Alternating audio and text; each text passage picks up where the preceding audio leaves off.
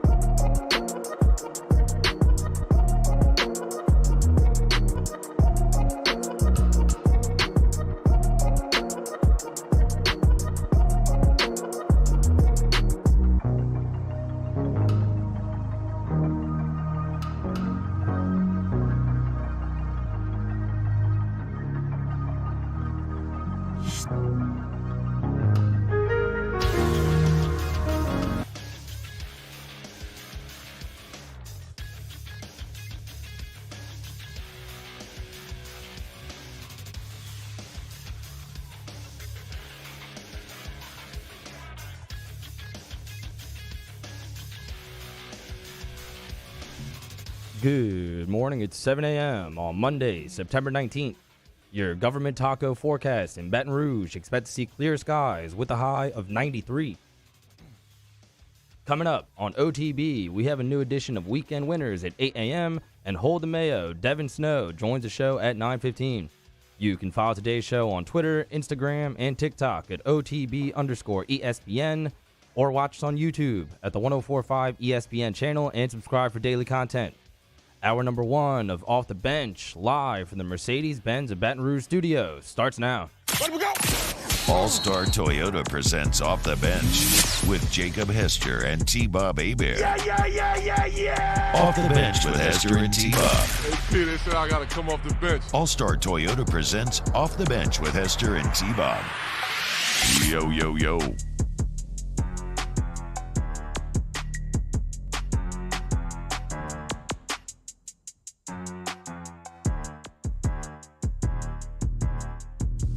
Hello, everybody, and welcome in Monday, September 19, 2022. This is a brand new OTB, and as you can see, it might be a bit of a struggle for my voice today. 33 years old, no longer the man I used to be. Spire Juve me, shout out. And it looks like the back-to-back days apart and over the weekend done something to your boy's voice, but it's okay.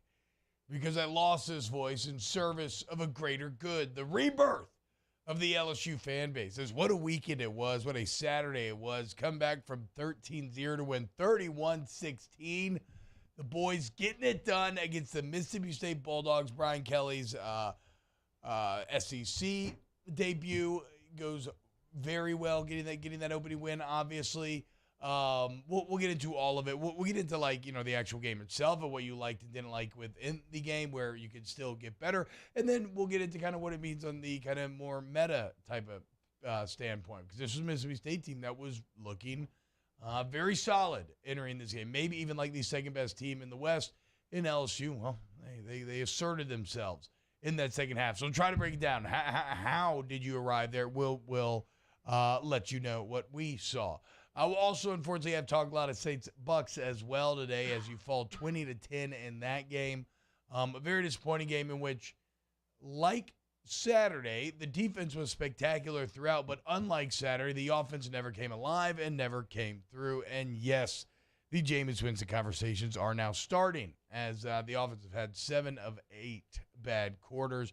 We'll break into, are you panicking? Are you out? Is it the broken vertebrae? There's a ton to talk about. So a mixed bag of a weekend in terms of good and bad. But look, man, if you were going to take one, I think losing to the Bucks is okay, it's not the worst thing in the world. It's the NFL. You kind of happen. Whereas losing to Mississippi State would have been a much worse sign of maybe things to come for this season. So I don't hate the result that we got over the weekend. How we feeling, boys? How you feeling, Jake? Feeling well? I'm feeling great. How was this weekend for you?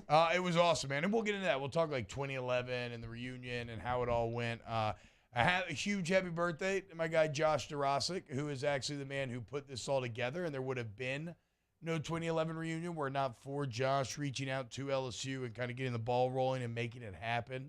But yeah, it was absolutely fantastic. Saturday was literally one of the best days of my entire life. It was amazing. Sunday was not. Sunday, boy, I'm still feeling it into Monday a little bit. But yeah, it was just unreal, dude. So we'll get into reunion stuff a bit later on as well. So you're feeling good though? Yeah, all good. Ready to go. Monday, big win for the Tigers. Unfortunately, the two NFL teams that we care about did not win this week, but it's okay. You can't have it all, T. Yeah, crazy day in the NFL. So absolutely. I mean, crazy if you ever need to. It's just wild the ability that NFL teams, because everybody is so good, have to rubber band their way back into games. It's unbelievable. I always say this, but it's because I believe it. I can never help. I'm always reminded of, in Mario Kart, it's got the literal rubber band effects built in, right? If you are in the back, you get better power-ups. You get lightnings, you get stars, you get the bullet bill the bullet bill that rushes you all the way to the front, right? That's how the NFL feels sometimes. You're down 2 scores, okay. Well, you're gonna somehow make the plays that you need to get back in, and whether it's what Kyler Murray and the Cardinals somehow did, sitting the Raiders 2-0-2, or the Jets karmically winning over the Browns. Joe Flacco, of all people. I mean, it is. The Falcons tried to do it to the Rams and almost. It's hard to wrap your head around. It's why I bet every 10-point dog this weekend, which I think it might be 2-1 going tonight. Or no, it would have been 3-1, but I actually didn't do the Cowboys. I should have done it. I should have done like the hit on 16 thing. But whatever, we're going to get into all that. Mario, you feeling good? How you doing, dude? Feeling good, man. Tough loss for the Saints, but still a pretty good weekend overall. Ready for another good week. Daniel, excited? Excited for another week. Hell yes. All right, well, let's go ahead and dive into this game, Jake. LSU 31, Mississippi State 16. A game that started 13-0, a game that looked very bad early on. The way that State was able to break out that first touchdown, LSU's offense feeling pretty anemic at the beginning. It felt like State was threatening a few times in that first half to really bust this thing wide open, and that's where you have to credit the defense for holding the line. Quite literally, in fact, as they were incredible on these short yardage to go situations. Mississippi State consistently going for it on fourth down and consistently missing it. But like there were some really low points, right? I remember being down by a touchdown. Then they have the defense gets the huge stop to give you the ball, like you're at Mississippi State's 30, right? You're so close to the end zone. What do? You fail the handoff, fumble, and give them the ball, right? That by Mike Leach was a bad decision. You have an offense to that point that wasn't doing anything, right? They weren't doing anything, and you were going to give them field position. Now they made you look like you were smart because they turned the ball over, but like you do that if you're Mike Leach, if you can't stop the other team's offense. You're like, hey, we can't stop them anyways, let's just go for it. But you had dominated LSU's offense to that point. So it's like, why are you going for it? That felt like at that time the only way LSU was going to have success. Yeah, and so, but after the fumble, I do remember that's kind of when everybody's like kind of looking at each other, talking to each other, just like throwing your hands up in the air, like, oh my God, dude. Okay, I guess that's just who we are. We suck, but this team kept the faith. The defense kept them in it. They come up with a score right before half, and all of a sudden you could see the team gaining in confidence. This was the first time, Jake, it felt like in years. And by the way, we've not done a full film review yet. That will come tomorrow. The film is posted, and we'll dive into it today and tonight. But this was the first time, Jake, it felt like in a very long time where I could feel the defense getting stronger and more confident as the game went on, right? Like by the end of this game, the beginning they felt maybe a little unsure of themselves, having success. By the end, they were clearly the bully. I said on Whiskey Wine Saturday night, I'm pretty sure, but it was like this was their kind of they were Debo in this game. It's been a long time before that. Give me that chain, and it was very confidence-inducing to see, because I feel like probably my biggest takeaway from all of this is that you have a coaching staff that is learning this personnel and learning this personnel quickly and learning how best to put this personnel in positions to succeed. So think about some of the changes made, right? You put Emory Jones at right tackle. You now have two true freshmen starting tackles, which is absurd in its own right, but it paid huge dividends this weekend. I got to find the Cody Worsham tweet, but pretty sure they both graded out really well, actually, according to PFF. If you want to look at Cody's Twitter, Jake, maybe you can see it. I like Cody's feed because on Sundays it's like live from Pyongyang. It's like state-run media, and it's all super awesome, positive little LSU nuggets that'll get you hyped for the future. But back to learning personnel. You have a true freshman starting right tackle, third lineup in 3 games. It looks like it was probably your best lineup thus far. You switch Greg Brooks and Jay Ward. That pays huge dividends for both players. Jay Ward able to be more physical, use more of a physicality in the game, and both of those players making multiple what you would describe as game-winning plays. You have Harold Perkins. You're like, look, this kid is such an athlete, and we like him at linebacker, but like, how can we get him more involved? How can we maximize the best guys we're putting on the field? Said Harold Perkins rush the passer. What does he do? He gives you 1.5 sacks. And really just a defensive game plan as a whole, showing one look pre-snap and then shifting to another as the ball is snapped. Again, that's my biggest takeaway from this game, Jake, is this is a staff that we put so much faith into going into the Florida State game. It looked like, they seemed disappointing in terms of their understanding of the players and how to best use them. But it seems like in just 2 weeks, that understanding has grown by leaps and bounds. And that's a very good sign moving forward in both the short and long term. So I do have that stat that you were asking for. So between Will Campbell and Emory Jones, LSU's 2 true freshman tackles, they had 98 total pass block snaps against Mississippi State. They allowed 0 pressures and graded out number 1 and number 4 among SEC tackles in week 3. And that's not going against Directional School U. That's going against Mississippi State, who, when you look at their defense, and we talked about it, now they had 3 sacks in the game, and Pickering and Wheat were the 2 guys we talked about. Wheat, 7 tackles, had a sack, had a TFL. Pickering had 5 tackles. He had a sack. He had a TFL, but it didn't come against the true freshman, right? So that shows you that they were trying to get some of their best players matched up on other players, and not your true freshman tackles.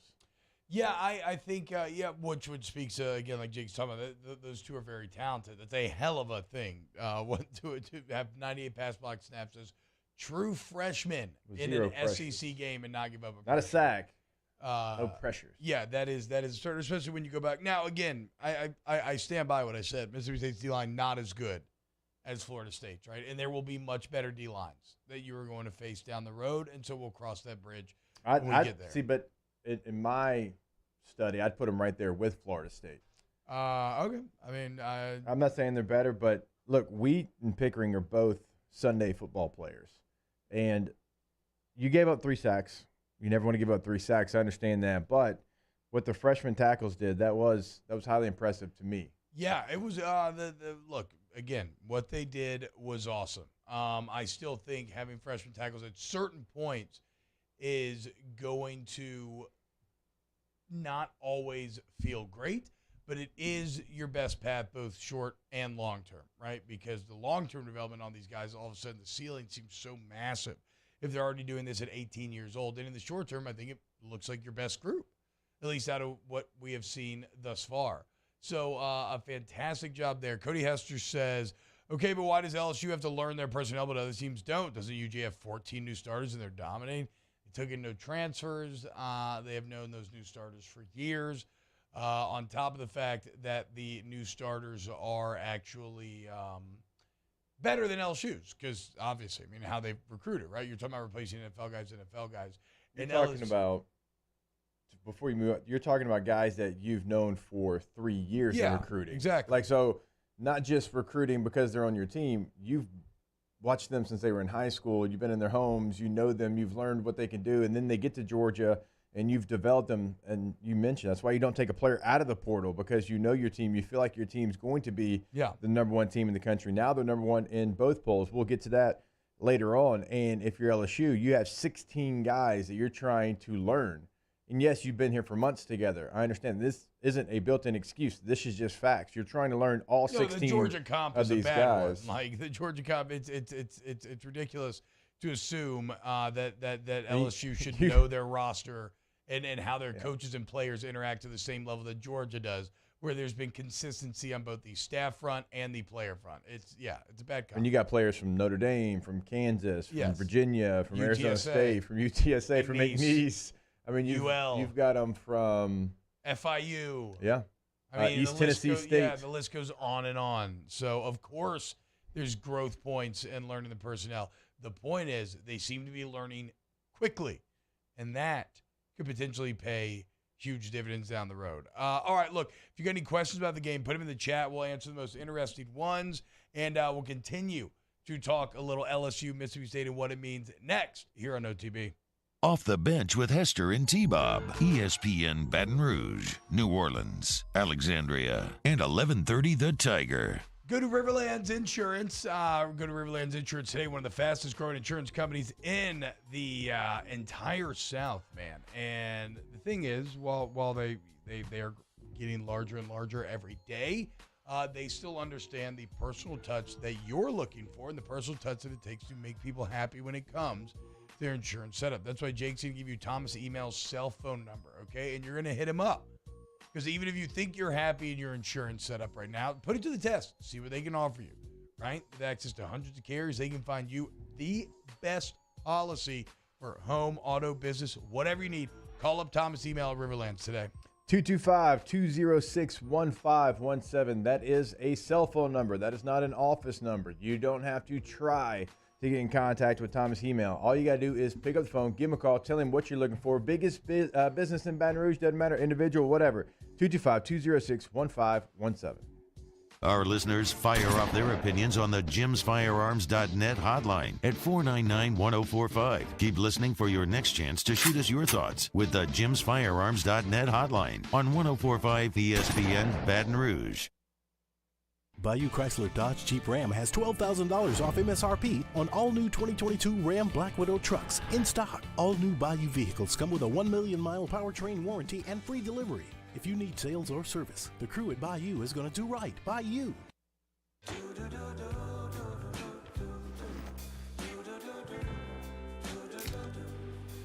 got that blue sky. I've got that sunshine. I've been doing business with Luba for 25 years. They're dependable, trustworthy. It's just the attention to detail with our clients.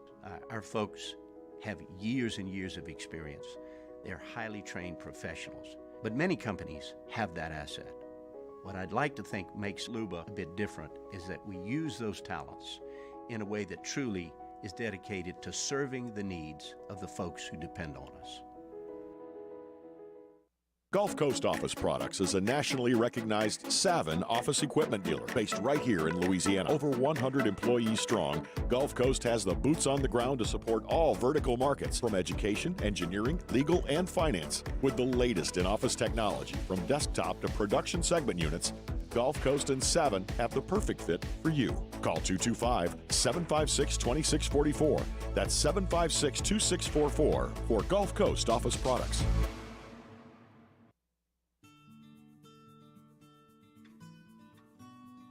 This is a house call.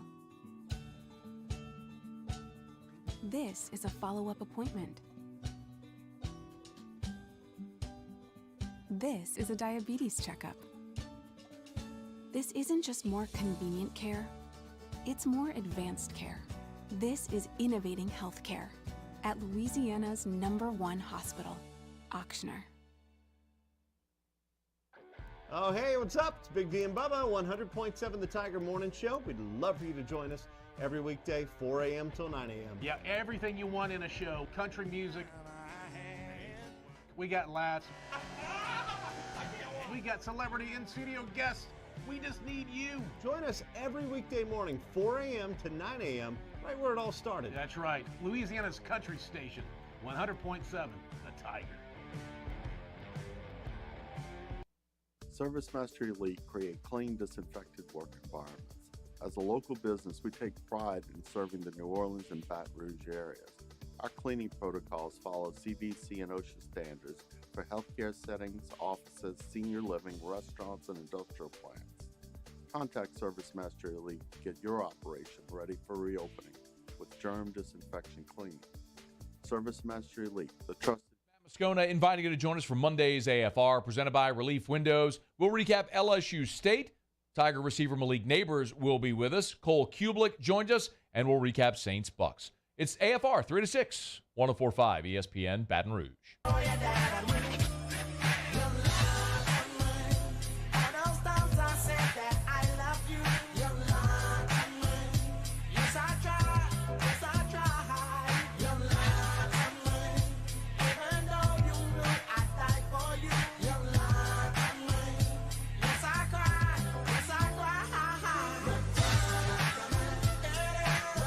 All-Star Toyota presents Off the Bench with Esther and T-Bob, the 2022 LAB Prestige Award winner for Best Sports Radio Show, ESPN Baton Rouge, New Orleans, Alexandria, and 1130 The Tiger.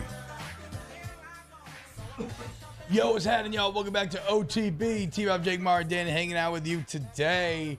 Talk a little LSU, Mississippi State. Turn to the Mac, probably pretty appropriate here, as in many ways Saturday felt like a return.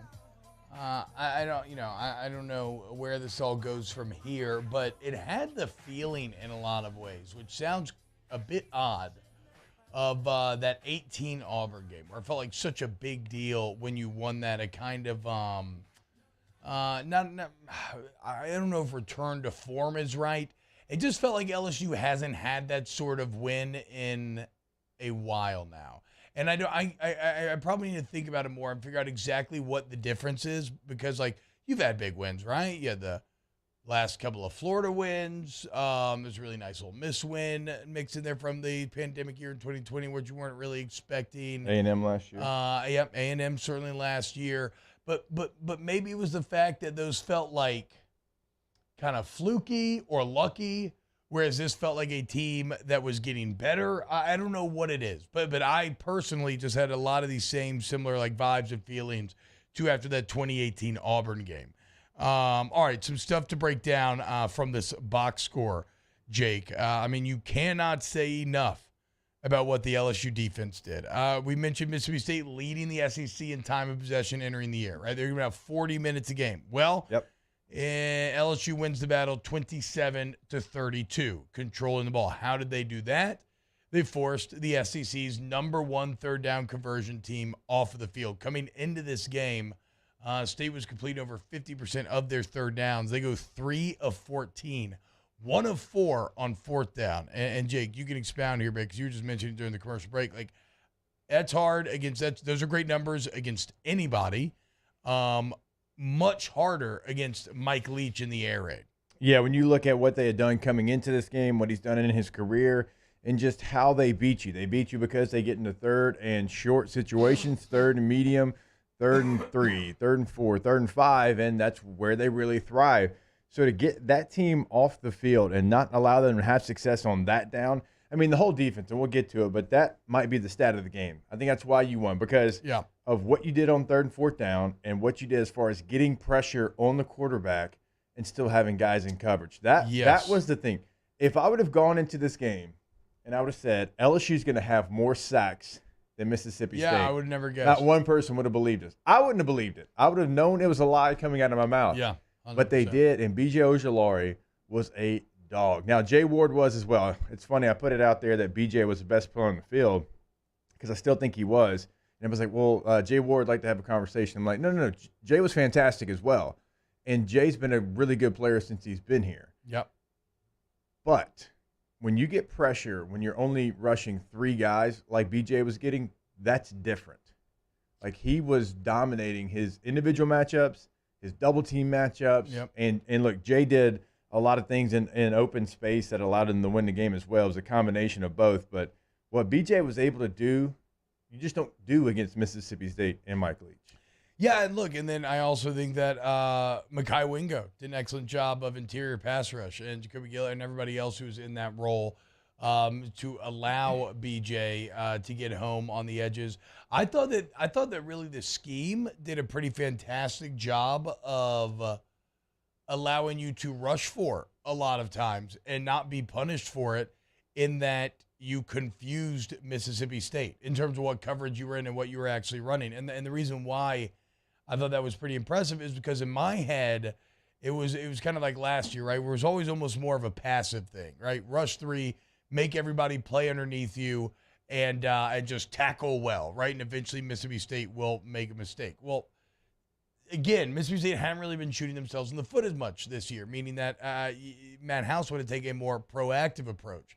And they were able to consistently, and Brian Kelly said this after the game, but they were able to consistently confuse Mississippi State with their pre-snap look versus what the actual coverage was post-snap. And so that allowed you at times to add a 4th member to the rush and not be punished for it in ways in the past where it looks like Will Rogers would always automatically make the right decision. You held this Mississippi State offense to 289 total yards. You held Will Rogers to right over 50% completion percentage and just 214 yards.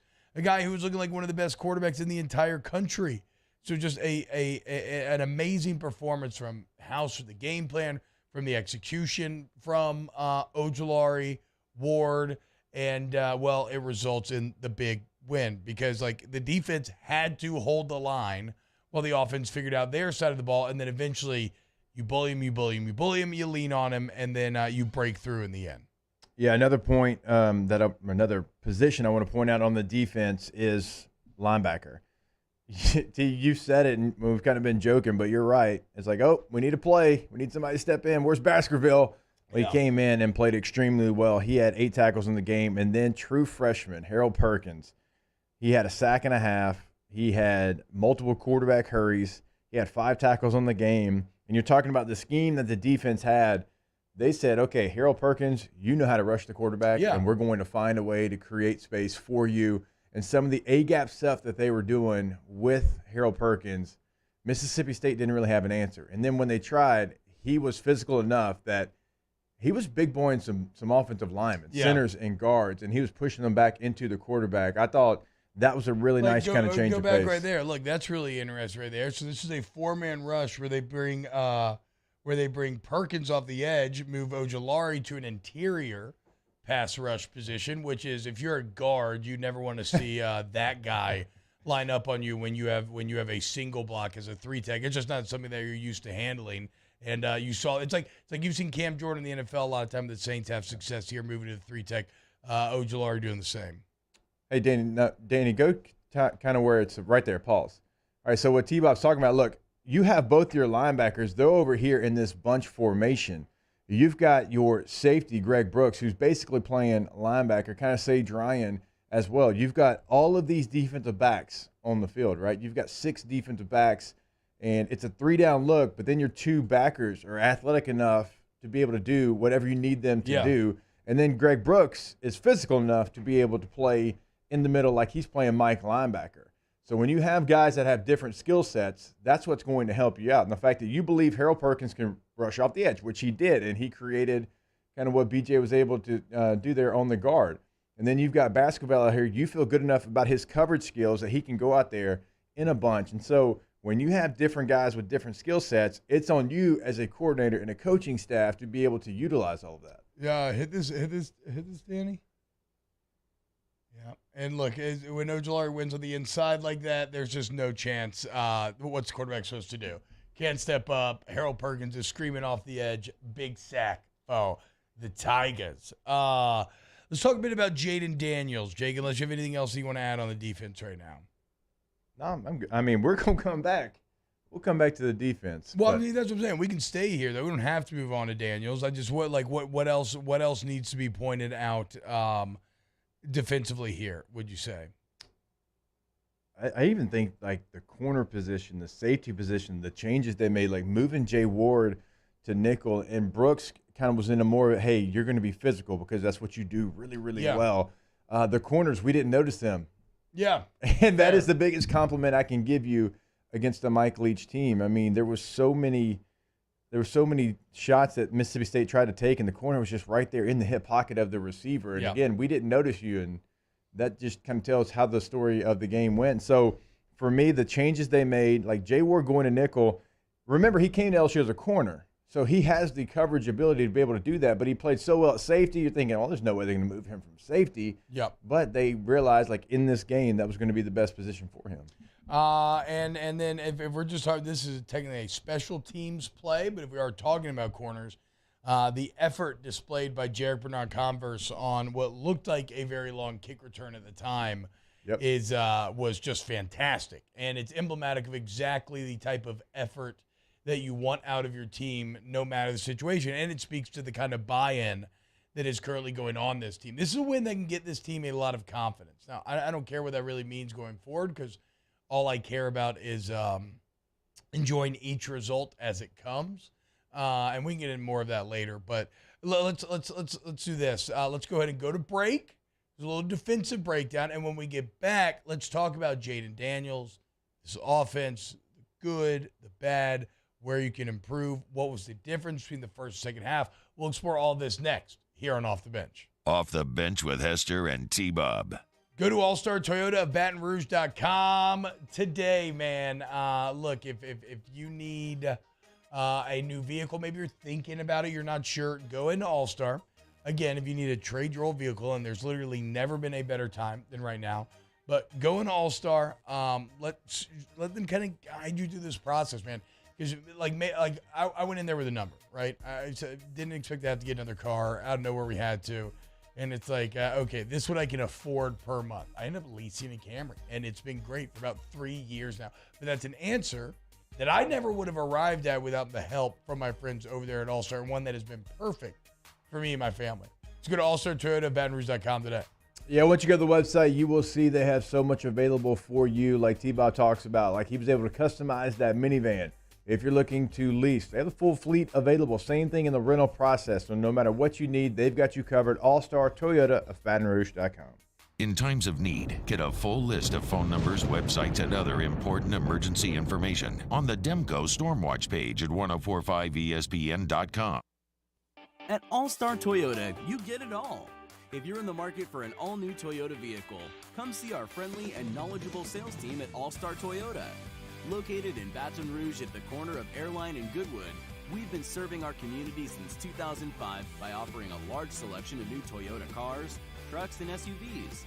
Get behind the wheel of your dream car and take a test drive at All-Star Toyota today.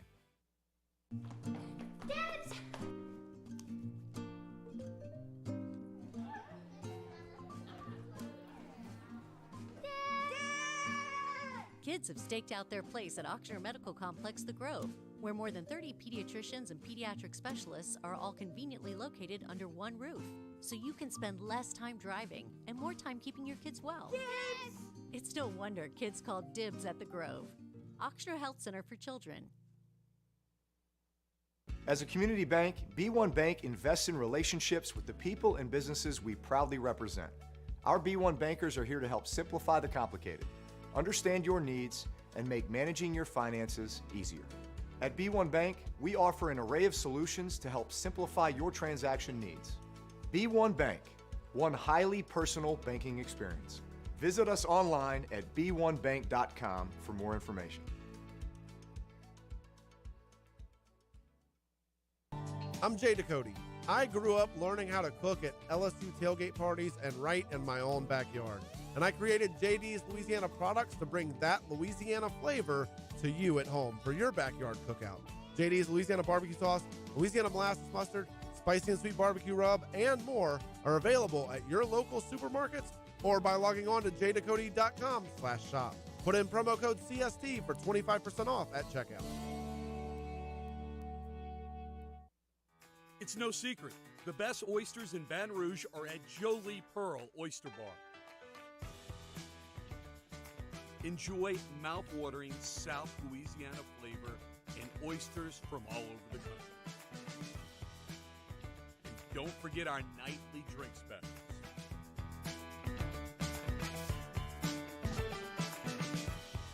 Jolie Pearl Oyster Bar, located in downtown Baton Rouge. Eli's always been into grilling. It took us a while to see it, but the signs were there. What are you doing, Eli? I knew grilling was my thing. I have been talking about it throughout my career. Happy with the results? I am. Got the new grill from barbecueguys.com. It performed great. My advice, as I always told my boys, do more of what you're born to do. Barbecue Guys, for those who were born to grill. You want cheese on your burger, Pops? I'll take a little cheese. Crime.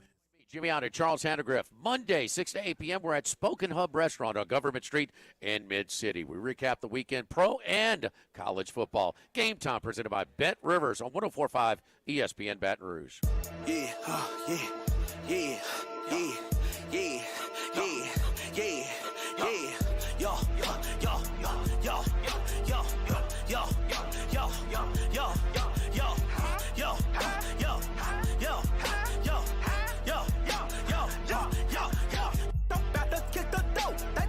All-Star Toyota presents Off the Bench with Esther and T-Bob. ESPN Baton Rouge, New Orleans, Alexandria, and 1130 The Tiger.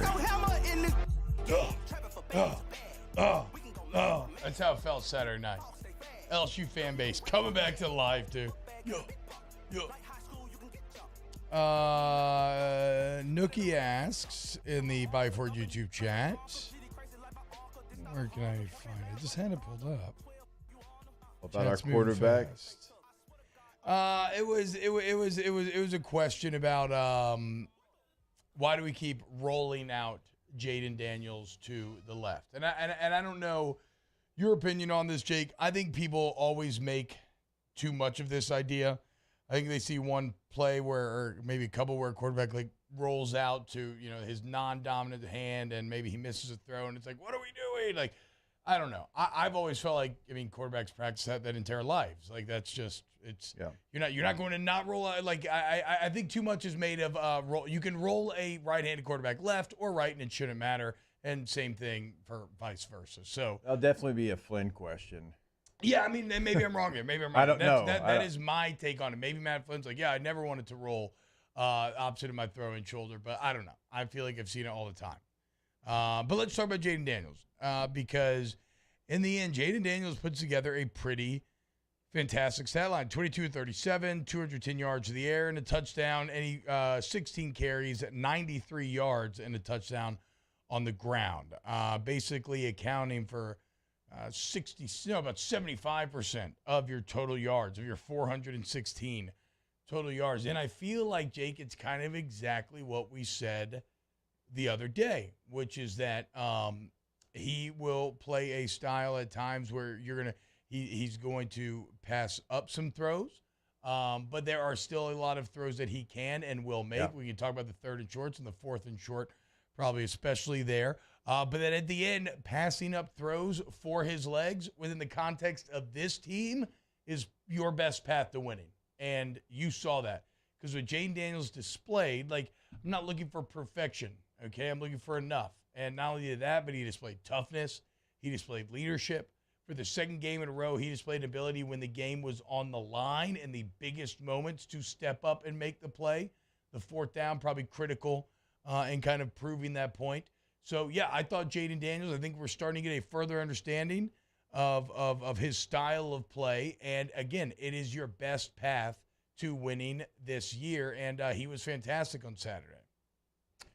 So it was the last drive and before the half, and he's leading them down the field. And there was some people I was sitting around like, why is he running? Why is he taking off? Why is he not throwing the football? The thing was he was picking up first downs with his legs. And did it look like he was even attempting to read the coverage? No, it's like, okay, one look, and then he was going. That's just what his game is right now, right? And that's where his strengths lie. Now, what's been, I think, a good sign for LSU, he's shown that he will read a coverage and throw the football down the field. It's come in the second half of the Florida State game. It came in the second half of this game as well. So he does have that in his bag. And I know that it doesn't look like it's looked in years past. I think you said that maybe Friday. It doesn't, but it's been effective. He's taking care of the football. Yes. Running and throwing. He's taking care of the football. He has been, in my opinion, like ever since the first half, and certainly there was a couple of drives in this first half, he's been a really efficient quarterback. One of the top quarterbacks when you look at the efficiency rate in the country. Not just the SEC, in the country. So, yes, it does look different. Yes, it's not the way that you've seen it done. It's not Joe Burrow sitting back there throwing for 500 yards. But that's okay because he has his skill set, and it feels like, the offense is learning his skill set. Yes. And they're learning how to play call with his skill set, and the linemen are learning how to block with his skill set. Well, and this is one of those funny situations, Jake, because this is one of the ultimate examples that in all of this stuff, there are no hard and fast rules. You always need to be willing to adjust your kind of own philosophy and thoughts based on what your players can do. And, Jake, within this team, we hate seven-man protection. We talk about it all the time, right? We hate seven-man protection. It cuts down options for the quarterback.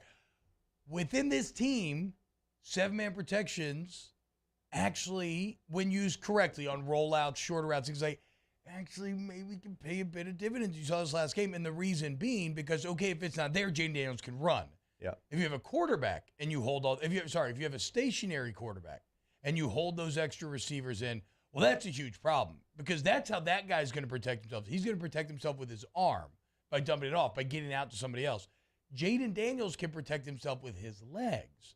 So, yeah, if you keep those guys in a block and they block well, then all of a sudden, okay, it becomes kind of a de facto running play. And you saw them do, Brian Kelly talked about it after the game. You saw them do that a lot on a lot of these short yardage stuff. And to your point, Jake, in terms of recognizing coverage, because let's not sell Jaden Daniels short here. Look at the fourth down play to Malik Neighbors. They had a zone beater on one side of the field, and they had a man beater on the other. Jaden Daniels gets up to the line. He recognized that it's man. He has inherent trust with Malik Neighbors, which is also something as a quarterback you have to build up, where it's like, okay, I'm going to throw it to a spot, and I know my guy's going to be better than their guy. He's going to go up and get it. It's exactly what Jaden Daniels did. Pre-snap recognition, saw that it was man coverage, and then delivers about a 20, 30-yard throw on 4th and 3, like a gotta-have-it throw to keep that drive live. I think it was Malik Neighbors' 4th short yardage conversion on that drive. He had 3 third downs and then the 4th down as well. But that's what I'm saying. Those two plays, like those two ideas, him winning with his legs and then winning in that way with his arms, where his initial read was correct and he could deliver the ball. That's how Jaden Daniels is going to help you win this team. And so I'm not going to complain as much about Max Protect this year, because now I'm kind of seeing or starting to understand that it's not like when you have a stationary quarterback back there. When you have a Jaden Daniels skill set, you can make it work more. And he looks so comfortable in 2-minute situations and when they have to go fast as well. Now, it was good to see him when he had to slow it down, when they had to kind of churn some clock, he was able to do so. But, like, even going back to right before the half and going back to the first game, like, that's where he's comfortable. He is comfortable in that situation. And when you're in a 2-minute and you need it and it has to be fast kind of deal, like, when you're that athletic, that's going to help you, because all hell kind of breaks loose in 2-minute situations. Like, a lot of the rules that you learn in normal offense and defense, they kind of go out the window in 2 minutes. It's a different beast, and that's really where he's been thriving. So it was good to see him right before the half, but it was also good, like you're mentioning, like he knew he had man coverage. He knew his receiver was better than their DB. Yeah. He put the ball in a place where he allowed his playmaker to go make a play. If that's going to be your strength, if that position, which it's continued to shine, if that's going to be your strength, then allow those playmakers to go make plays, because they are going to win their matchups 9 out of 10 times. How do we feel about how do you interpret the tempo, Jake? That's been a question I've been getting a lot. Why didn't LSU go tempo every single drive?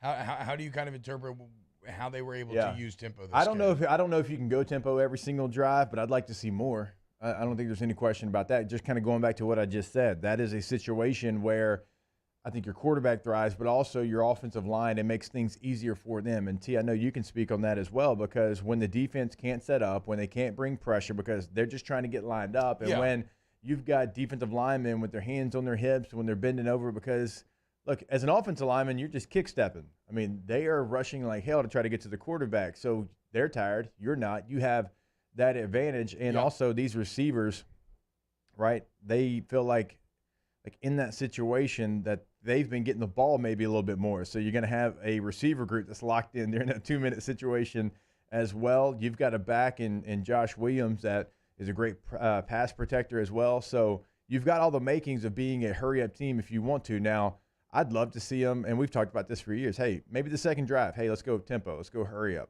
Yeah. Now, this game, because Mississippi State controls the ball, that's probably why you didn't see it. Because if you go tempo, just remember, if you go tempo and you go 3 and out, you've taken about 35 seconds off the clock, and your defense is right back on the field. Against this type of team who had led the SEC in time of possession, you have to be careful with that. So that's probably why you didn't see it as much in this game, but you will see it more, I think, moving forward.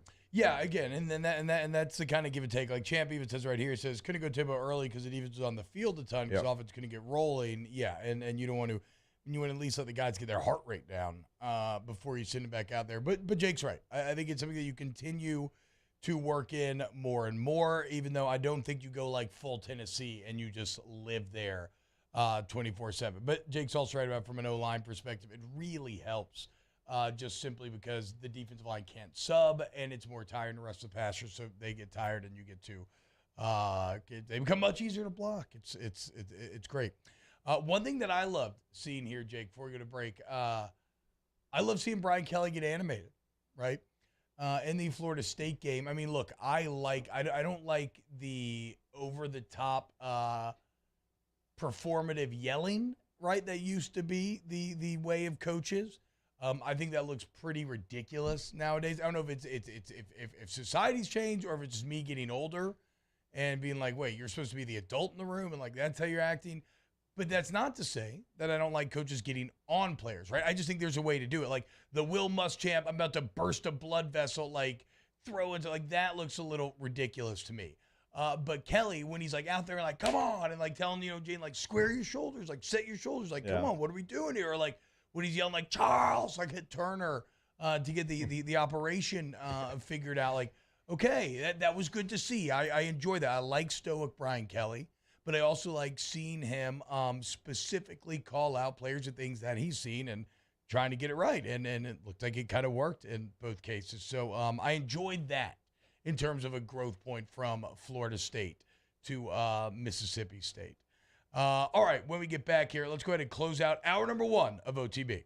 Off the Bench with Hester and T-Bob. Go to centralplumbing.org, centralplumbing.org, 925-8552, 925-8552. Centralplumbing.org is your one-stop plumbing shop, man, and they've been at it forever, y'all. Almost 5 decades. Look, it's not just residential, okay? If you're listening here and maybe you run an office building, you're a business owner, all of your plumbing needs can be met by Central Plumbing. They got the insurance, paperwork, and personnel to do so. But again, if anything goes wrong in your house, don't think twice. Just pick up the phone, flat rate pricing, everything else. Go to centralplumbing.org.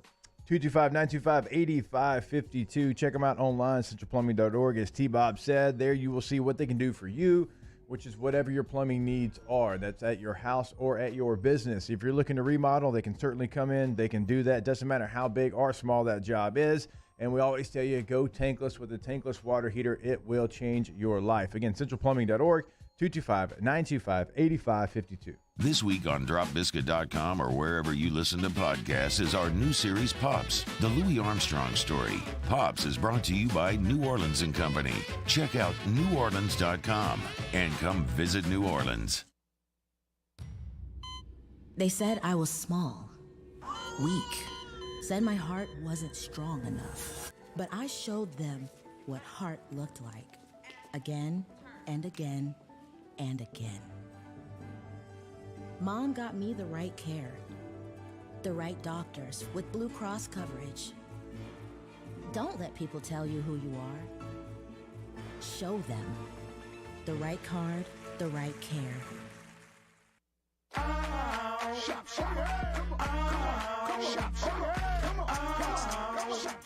Order curbside pickup online or with Rouse's Market Shopping app and let Rouse's personal shopper shop for you. Curbside pickup is free and you pay the same price for groceries as in-store. Use code SAINTS20 and save $20 on orders of $100 or more. That's curbside convenience. Shopper style. Oh, yeah! To Corval Toyota and meet with a sales specialist to build your new Toyota. It's easy and stress-free.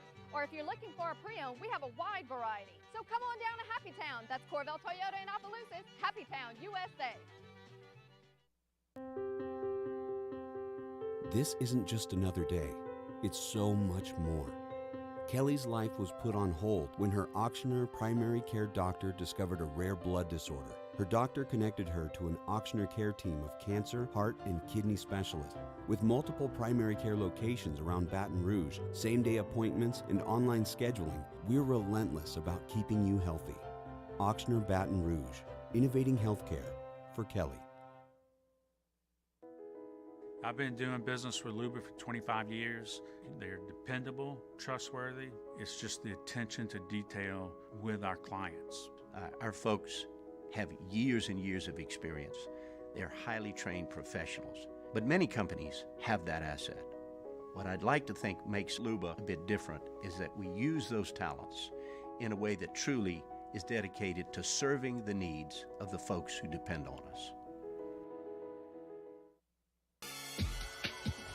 This summer, meet Acura's heroes of performance.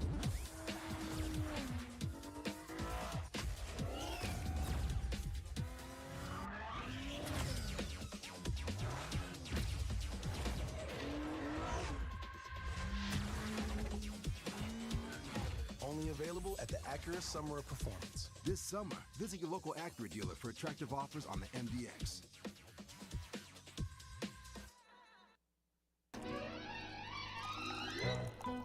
Le posso offrire un caffè? Andiamo insieme da me, non c'è. Join us for the next edition of Handy Time. We go early on Mondays for the Brian Kelly press conference, so Handy Time starts at 11. Press conference in the middle and will go until 1. Take a look back at LSU, Mississippi State, and Saints and the Bucks. Handy Time, 11 a.m. on Monday, 104.5 ESPN Baton Rouge.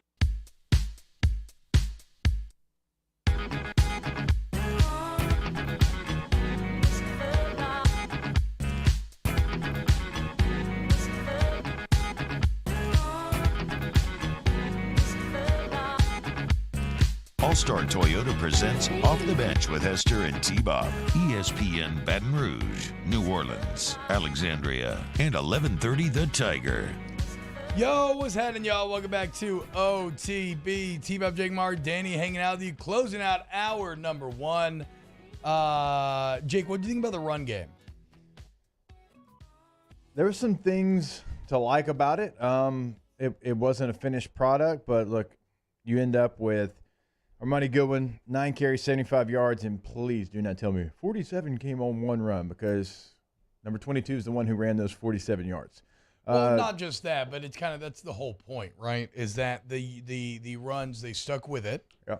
And the runs that were going for 1 and 2 in the first half, if you notice in that third and the fourth, they started, we were down 1. I was watching my boy Cliff. I was like, ooh, Cliff, these are starting to hit a little bit. Yeah. They were going for 3, 4, 5, 6 consistently. You finished the game with it. That's what I'm saying. And so you see that slow build, and that's like when, as an O-lineman, my ears start to perk up a little bit. Like it's a little blood in the water. Sure enough, you're starting to hit, and then you hit the big home run. So, like, you can't take out the 48-yarder, because the 48-yarder is created by all the body blows over the first 3 quarters by the other, 37 carries that you committed to. That's my takeaway. 38 carries, stats are nothing to write home about, but the 38 number is interesting because it shows you that, and I know some of that's Jay Daniels, but it does show you that, I mean, even John Emery, though, got 11 carries, right? Armani Goodwin with 9. It shows you that they were committed, and then Josh Williams was one very impressive one to get in the end zone there. But it shows you they remained committed to an area in which they weren't having success early on. Yeah, and a couple of those Emery runs, and I can't wait to go back and watch the tape just off the TV copy. They're close. They were close for him. He tripped up one time. He tripped up once for sure, and there was a second time that he had at least 7-8 more yards. And again, this guy hadn't played football in a year and a half, so there's no surprise there. I thought that integrating him into the game plan worked out really well for LSU because it got him comfortable. Love to see what he's going to do. I would, like this week coming up against New Mexico, like, hey, John, drink some Mai High because you're going to get some carries. We're getting you back integrated into this offense. But when you look at the run blocking grades, not great, but not as bad as they've been. 61% is what you graded out run blocking. Yeah, now, it feels right. On the other side of things, pass blocking, you were 88%. That's surprising. So that is a huge jump. Remember when we came, even last week, like the grades weren't what they are this week. And so pass blocking, you excelled. Okay, now the run blocking has to come. It's improved. It's still not where it needs to be or where it's going to be. And also, you're still trying to figure out, I think, your running back rotation. Like Noah Cain didn't have a carry in this game. He got a couple of plays in. He didn't get a carry in this game. He got a bulk of the carries against Florida State. So Emery comes back. He's the guy who gets 11 carries. Now Daniels had 16. Goodwin had 9. Josh Williams, as you mentioned, he had the 1.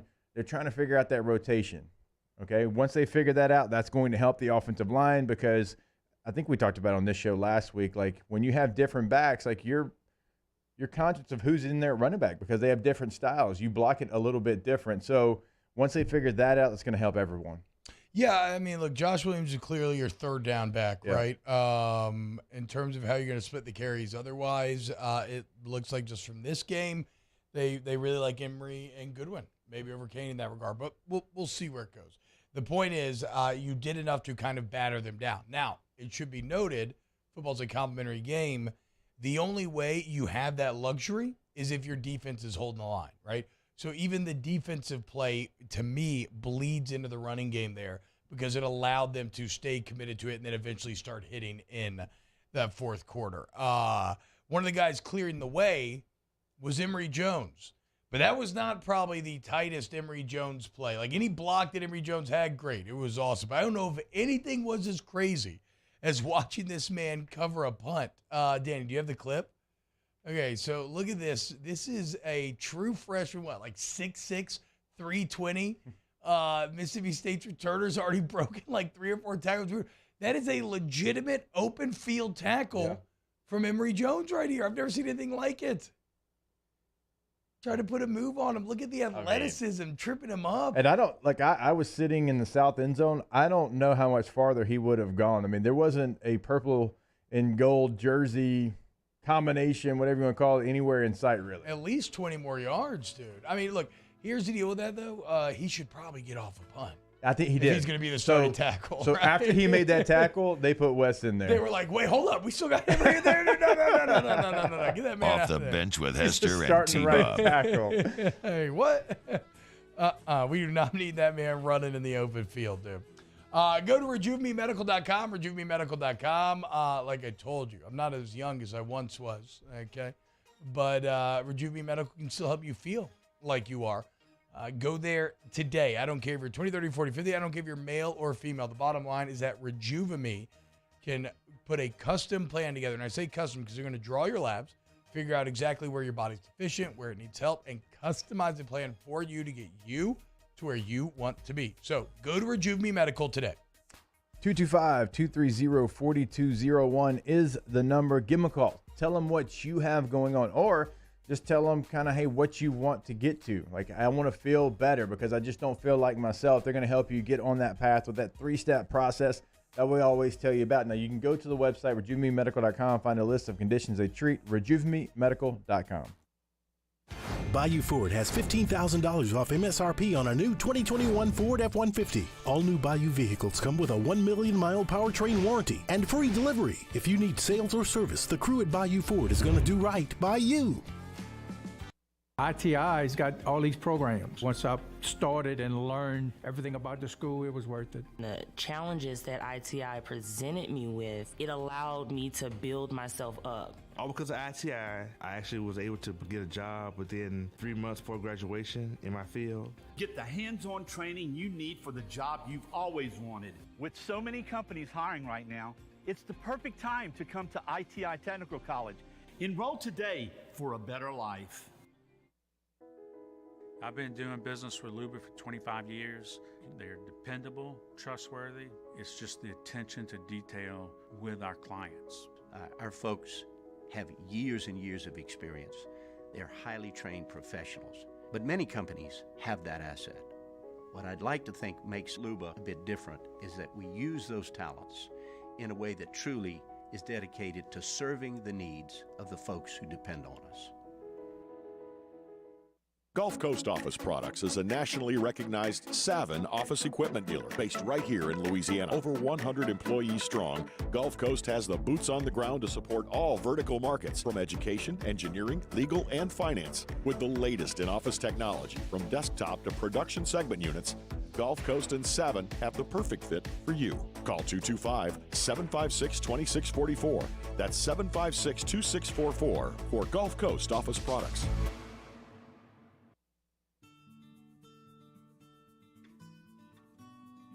This is a house call.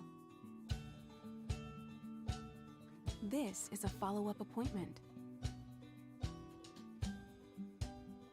This is a diabetes checkup.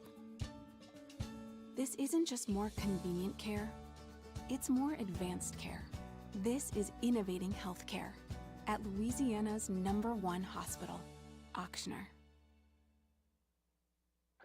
Oh, hey, what's up? It's Big D and Bubba, 100.7 The Tiger Morning Show. We'd love for you to join us every weekday, 4 a.m. till 9 a.m. Yeah, everything you want in a show. Country music.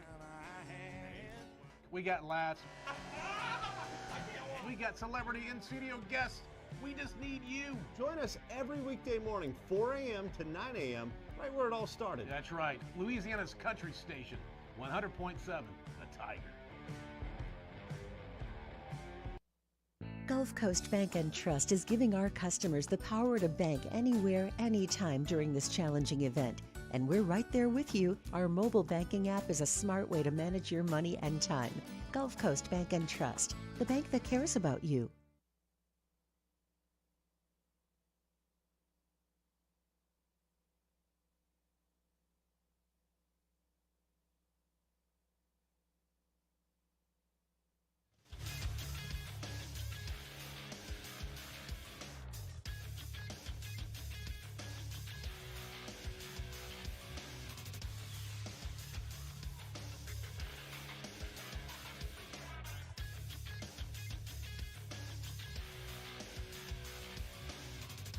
Good morning. It's 8 a.m. on Monday, September 19th.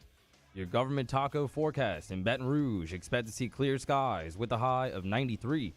Coming up on OTB, we have a new edition of Weekend Winners up next, and Hold the Mayo joins the show at 9:15 for Spread Lines. You can follow today's show on Twitter, Instagram, and TikTok at OTB_ESPN, or catch us on YouTube at the 1045 ESPN channel and subscribe for daily content. Hour number 2 of Off the Bench, live from the Mercedes-Benz of Baton Rouge studio, starts now. All-Star Toyota presents Off the Bench with Jacob Hester and T-Bob Hebert. Yeah. Off the Bench with Hester and T-Bob. Hey, P, they said I got to come off the bench. All-Star Toyota presents Off the Bench with Hester and T-Bob. Yo. Ocean boys, what's up, y'all? Welcome back. What is this?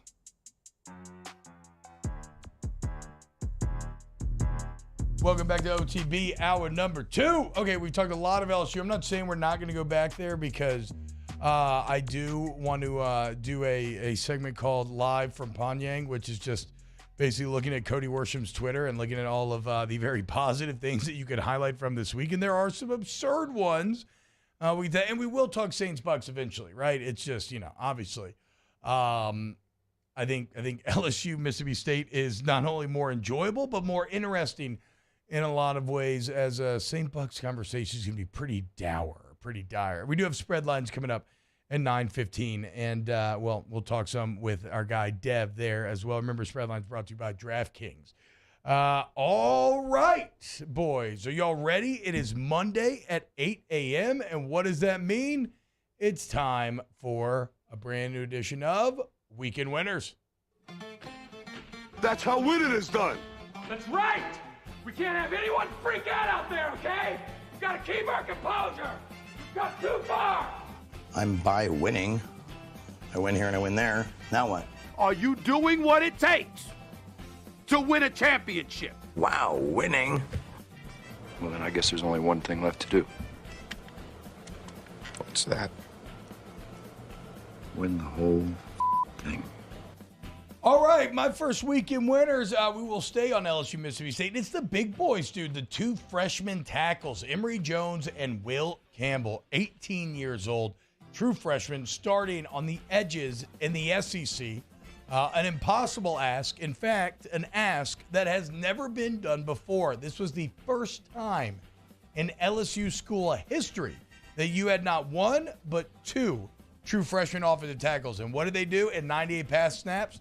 0 pressures. Incredible job, Will Campbell, Emory Jones. And look, again, in the short term, I think it's your best lineup. There's going to be some games where you take your lumps. I think it's your best lineup.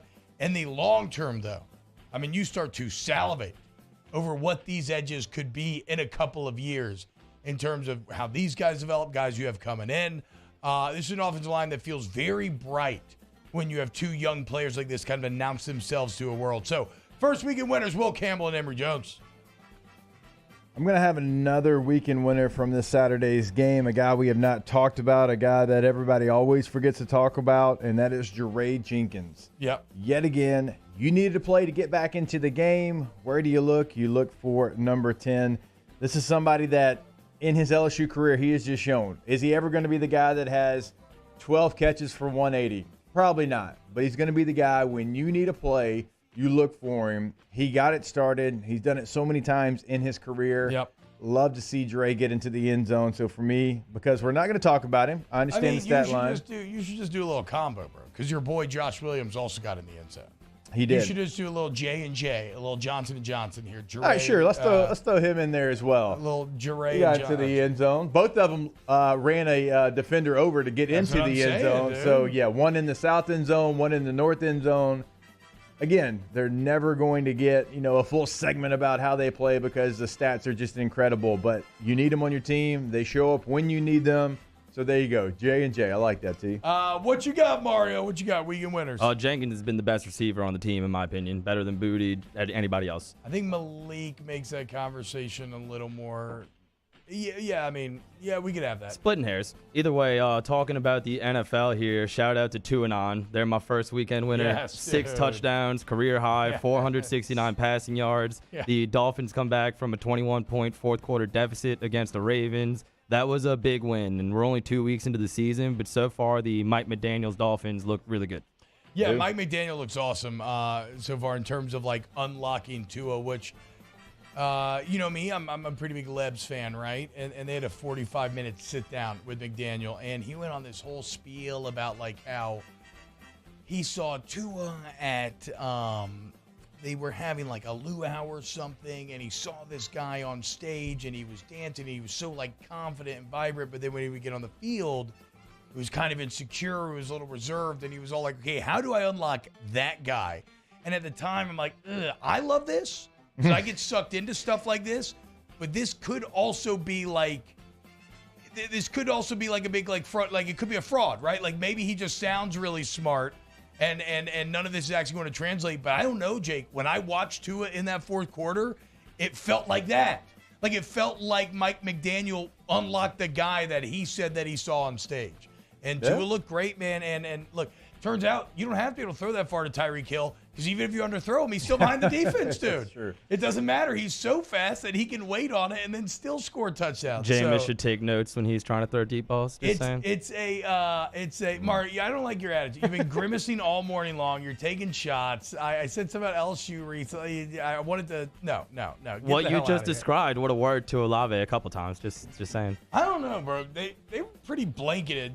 Olave was not behind the defense like Tyreek was. Maybe one of them that he overthrew, for sure. Two would maybe not be blanketed, but it wasn't like Tyreek, though.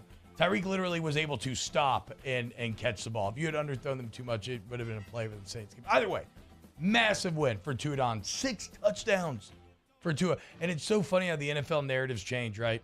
Because Lamar Jackson was like, okay, looking beast, 2-0, dominating. And now all of a sudden, of course, like, do we want to pay Lamar? I don't know, man. Look at what happened, even though Lamar ain't played defense. Danny, what you got? I'm going App State, making waves in the college football world again with the Hail Mary win over Troy. Yep. It was just incredible play. So 53-yard Hail Mary on the final play of the game.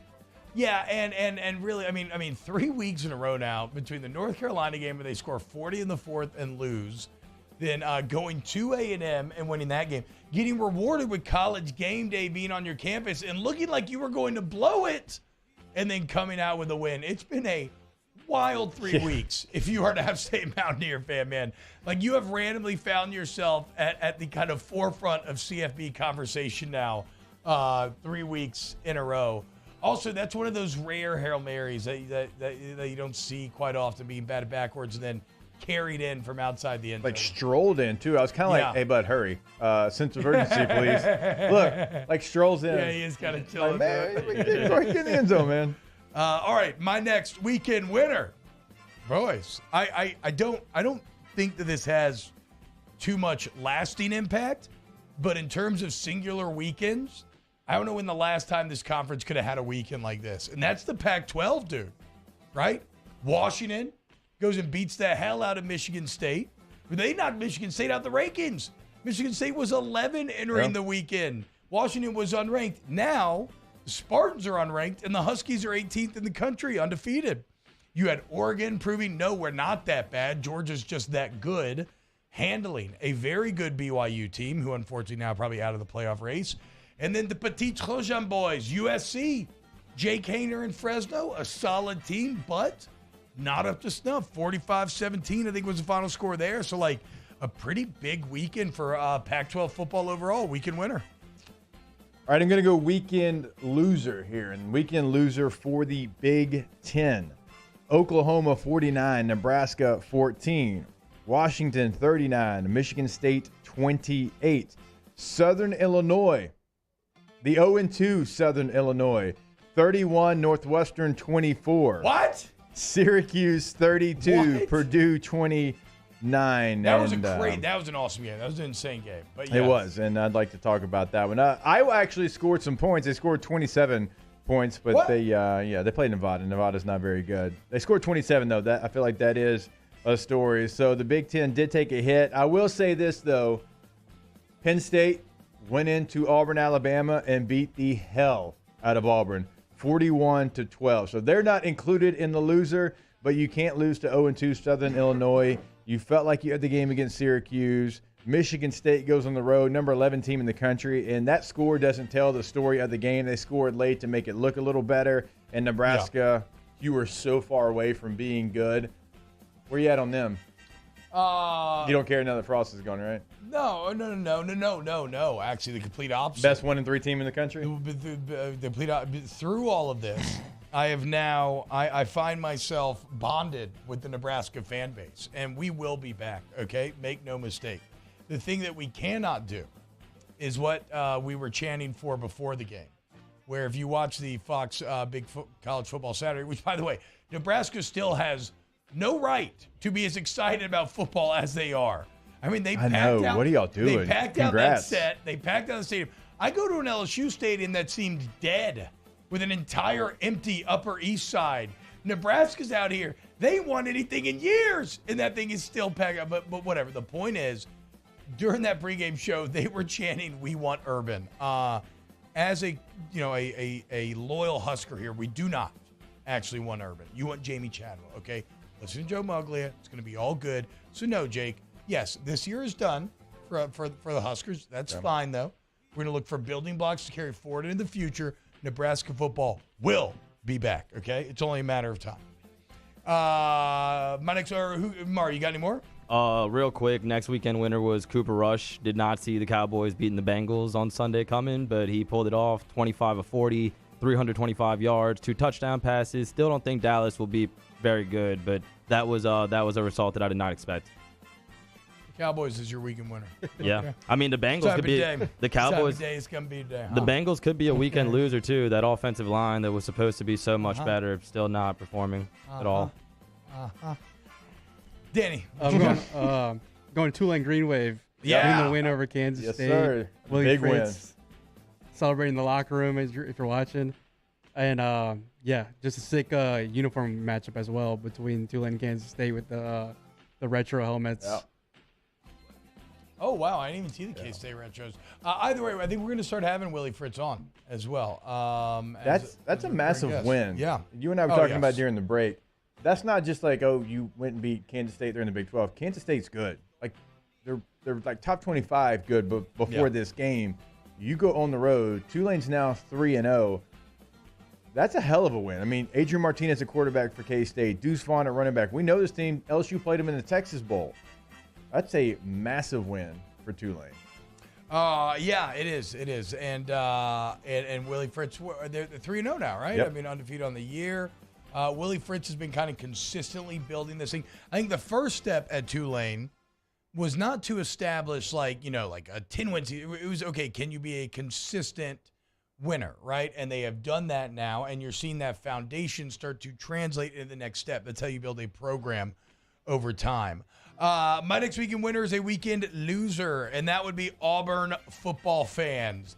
Now, Herm Edwards could also be on this list, as it looks like he was fired leaving the field.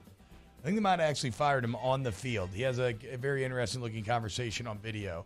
But you better hope that Arizona State wants Brian Harsin, because otherwise you're stuck. And I said this Saturday on Snaps, Jake, like, I don't think Brian Harsin will ever be good at Auburn. I think he is a good college football coach. And I don't want to be over-married to things like fit, because I think those sort of things are overrated. But I think in the context of the toxicity of Auburn, and really from the beginning, the lack of trust that they've had in Harsin, making him hire assistants they want him to hire, his AD is now gone. It's just, it's never going to work.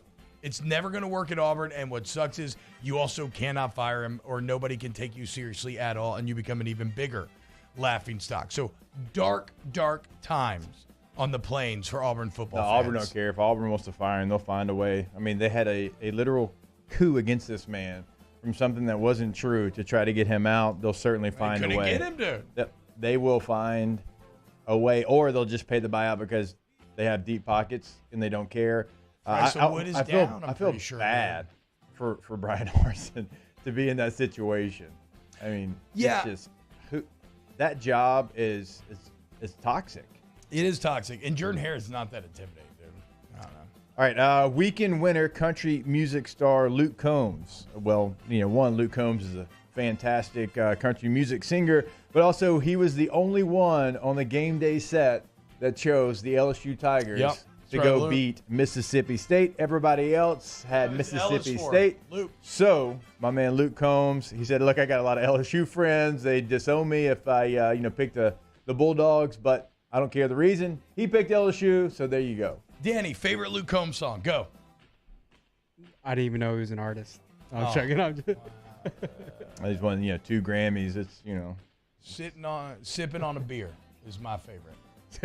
Yeah, followed by Red Ice Chest Love. Both excellent songs. I like Hurricane. Hurricane's a good song. Jesse McCormick says LSU needs to hit up Tank Bigsby in the portal. Huh. Yeah, okay, dude. Come on, Tank. Get out of there, bro. That Herm Edwards video was insane. Yeah, I felt so bad for him. He's fired walking off the field. Yeah, he was 100% fired. Yeah. I hadn't seen the video yet. Okay, well, we can play it next segment and break it down here. Emil McClellan says, T-Bob completely wrong on Jordan Hare, bro. Not really, dude. I don't think Jordan Hare is that intimidating. Never have. I get it. We're all products of our own environment, right? If you lost there, you're going to say it is. I mean, I lost there, and I lost there, and I think it's like 5th. It's an SEC stadium. Yeah. That's what I'm saying. Nothing to write home about. And everybody kept being like, Auburn's going to stay in this game because of they're going to stay in this game because of Jordan Hare. Well, didn't work out. Weekend loser, BYU. The playoff dream is dead. Yeah. Still going to be a frisky, fun team to watch. Still a lot of great games coming up, but after that, it ain't happening. It is not. No. And congrats to Oregon for bouncing back. And by the way, how good is Georgia that they did that to that Oregon team? Yes. That Oregon team just beat a really good BYU team, and it wasn't really close. We said after the game, the Georgia game was not a commentary on Oregon as much as it was Georgia.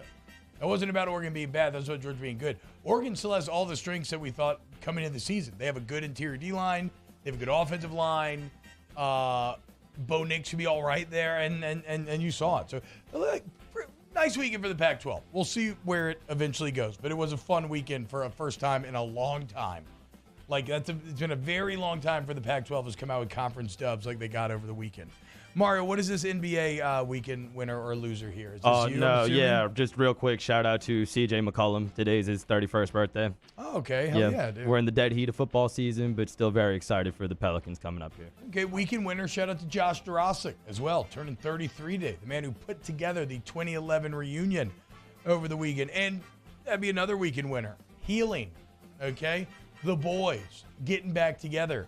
A lot of pain of the past healed over this weekend thanks to guys like Brandon Taylor and Josh setting it all up, man. It was a fantastic weekend to get to see everyone and come together and relive a lot of old memories.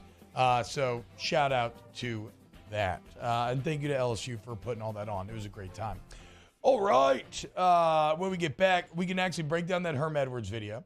And we'll get to Cody Worsham's Pyongyang corner. And then after that, maybe work into a little Saints talk as well. And I do want to bring down this new AP Top 25 poll. Keep it locked right here on OTB. Off the Bench with Hester and T-Bob. ESPN Baton Rouge, New Orleans, Alexandria, and 1130 The Tiger. All-Star Toyota of Baton Rouge. They call it the All-Star family, right? And that's because, once you get it, it's well, you feel like you're a part of the family. But the point of that is it's because they take care of you, essentially, right? So in terms of when you're actually buying the vehicle, whether you want something custom, whether you need something quick, whether you want to lease, you want to buy a Toyota certified used vehicle where you still get that excellent warranty coverage, they're going to find exactly what you need. Then once you do own, it's very cool now. Like my car just straight, it's like, hey, it's time to get serviced. And because of the level of warranty I chose, I bring it in. Tommy Wagon's back and the boys over there in the service department give me good to go. I don't lift a finger. A lot of times I don't even open the wallet. It's great, man. And it's made me and my family, it's exactly what we needed. So if you're in the market for a new vehicle, go see them off of Airline Highway. All-Star Toyota of Baton Rouge. Yeah, new vehicle, leasing a vehicle, renting a vehicle. They have everything available for you. Go find it on the website, allstartoyotaofbatonrouge.com. Our listeners fire off their opinions on the jimsfirearms.net hotline at 499-1045. Keep listening for your next chance to shoot us your thoughts with the jimsfirearms.net hotline on 1045 ESPN Baton Rouge.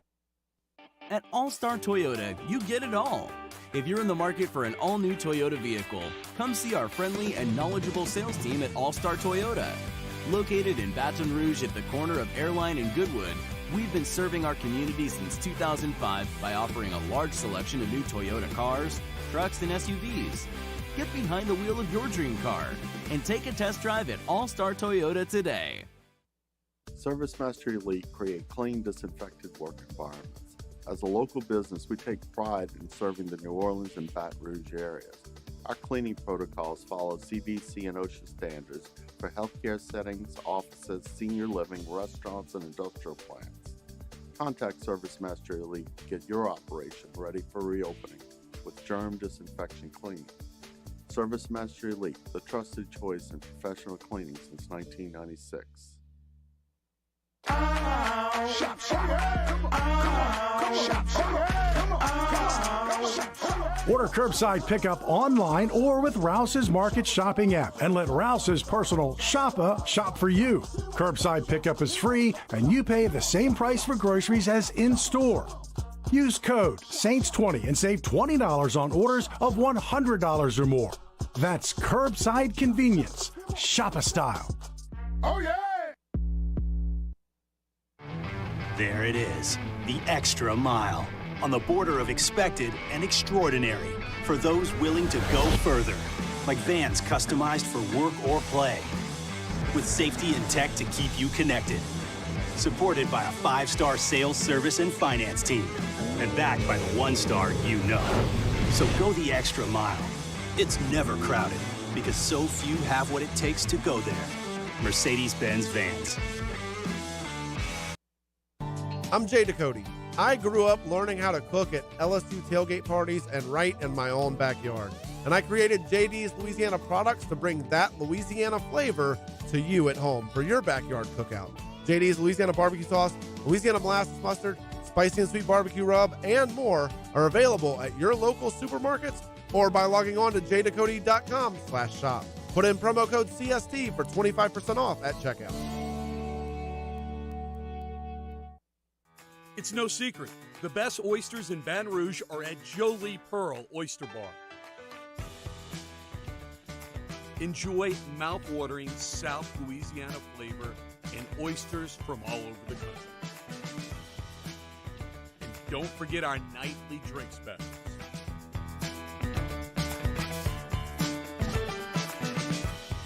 Jolie Pearl Oyster Bar, located in downtown Baton Rouge. For a Monday edition of Hunt and Hill, we'll be on after Brian Kelly's press conference reacting to Tigers and Dogs and Saints and Bucks.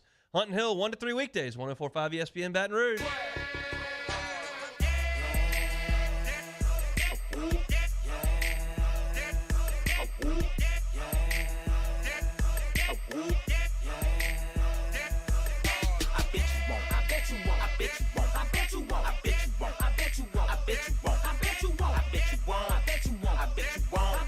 All-Star Toyota presents Off the Bench with Esther and T-Bob. ESPN Baton Rouge, New Orleans, Alexandria, and 1130 The Tiger.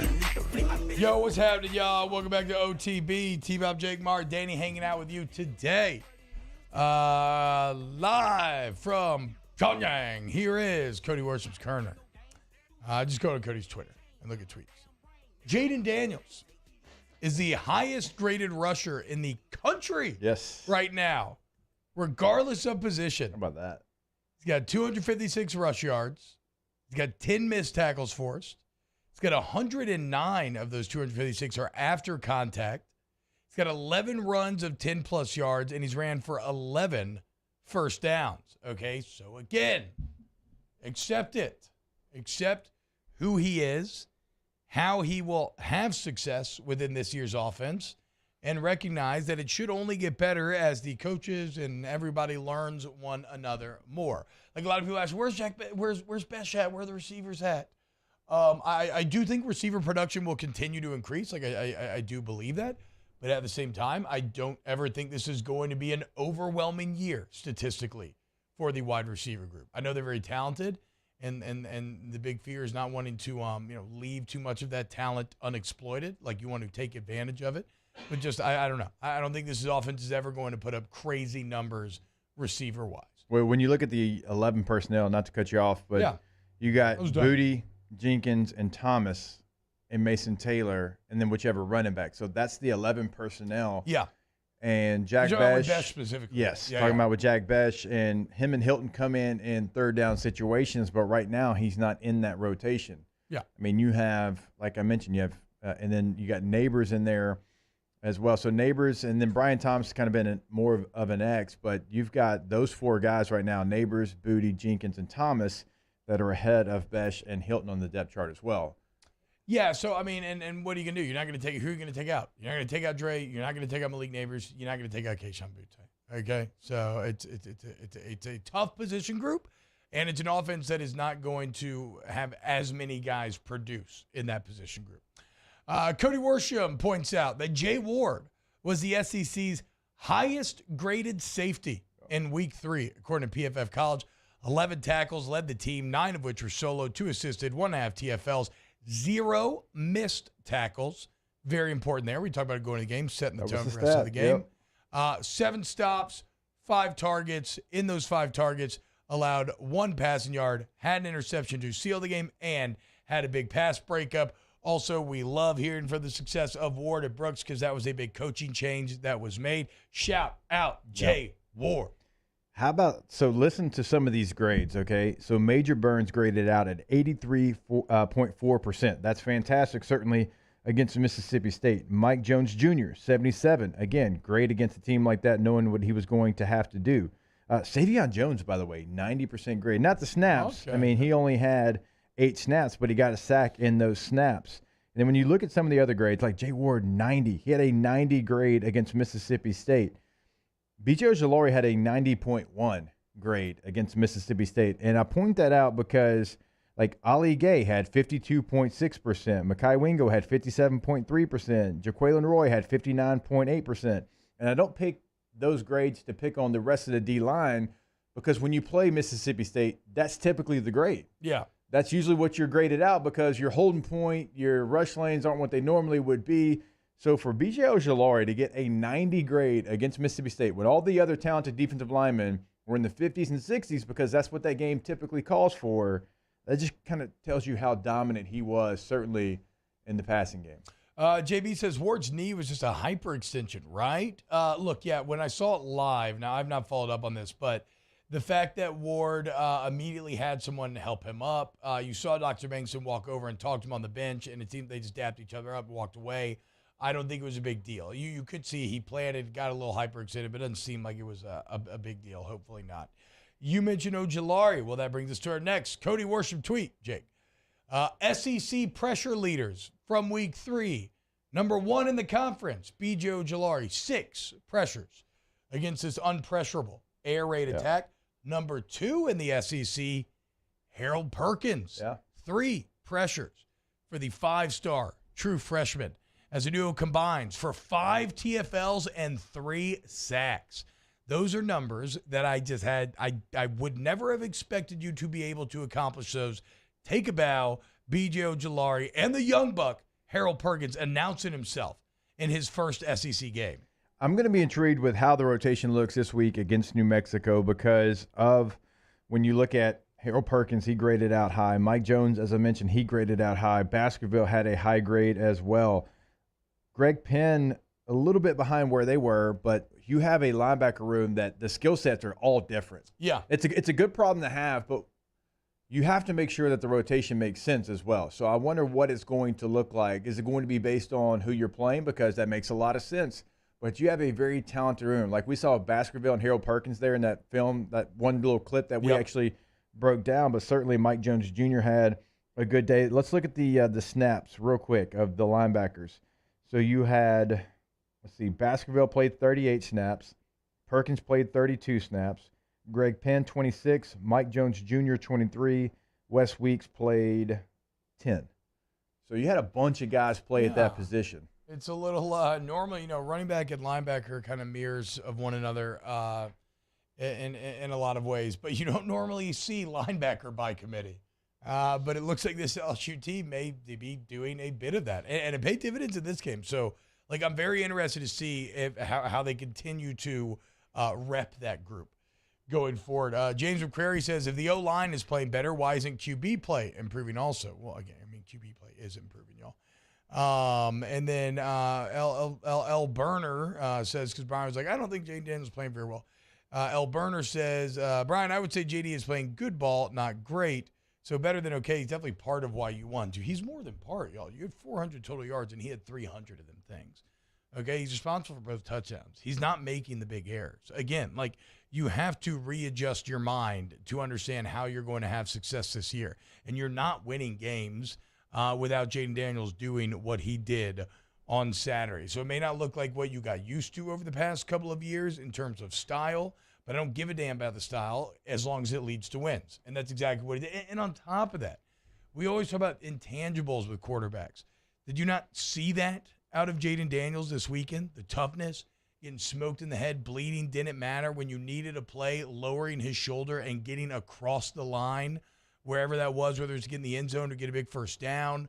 At a certain point, dude, you got to start, again, you have to stop being so hung up on the style and start looking at the results. And the results ended up being very good. He's been great when the game has been on the line in both games, in the fourth quarter. And again, I like his intangibles as well.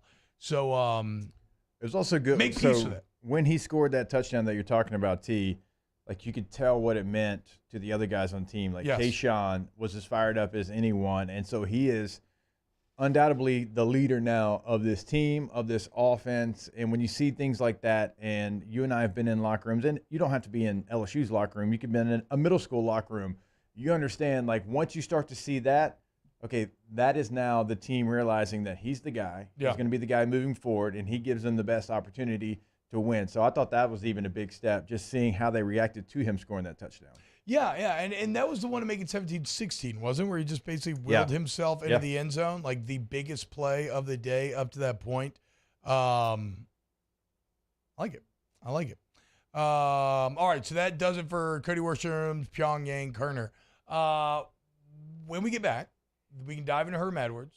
And then, is it time, boys? Saints Browns? I guess we haven't touched on special teams yet. Ooh. Seems to be something that I got to be honest. I don't have a great memory of special teams on Saturday. I remember being mad about it. I can't exactly remember why I was mad about it. It was the punt coverage. You had a kickoff go out of bounds. The kickoff going out of bounds. Now, they muffed a punt. You You jumped two on that it. almost went out For of sure. bounds. You fielded a punt where you should never field a punt. You jumped on a punt that was Peter bouncing around. What are you doing? And it almost cost you. You almost fumbled that to Mississippi State. There's a place in my throat that I'll never get back from whenever the returner tried to jump on that punt. Okay, so we'll break that down next here on OTB. Off the bench with Hester and T-Bob. Go to Devil, DonaldGlassBody.com, DGBAuto.com. Saw my boy Kenny Frederick this weekend going down for the Tiger Walk. And that's because, the Frederick family, man, they started this thing back in 77. But they remain LSU through and through, making the trip over from Devil. So why don't you make the trip down to Devil for any mechanical repair needs that you have, any towing needs. Remember, Donaldson Glass and Body, also your answer. And the best part is, Jake, I tell you every day, but you can trust them, okay? I'm car ignorant. They ain't trying to take advantage of you, okay? All they want to make sure is that you get back on the road safely and you're satisfied, because a satisfied customer is a repeat customer, okay? You will be as well. Go to DonaldsonGlassandBody.com today. Go to DGBAuto.com, DGBAuto.com. Truly your one-stop shop. Look, 1977. So they've been doing it a very long time and a very efficient level. They're going to do exactly what you need. They're not going to surprise you over Donaldson Glass and Body. Check it out online, DGBAuto.com. In times of need, get a full list of phone numbers, websites, and other important emergency information on the Demco Stormwatch page at 1045ESPN.com.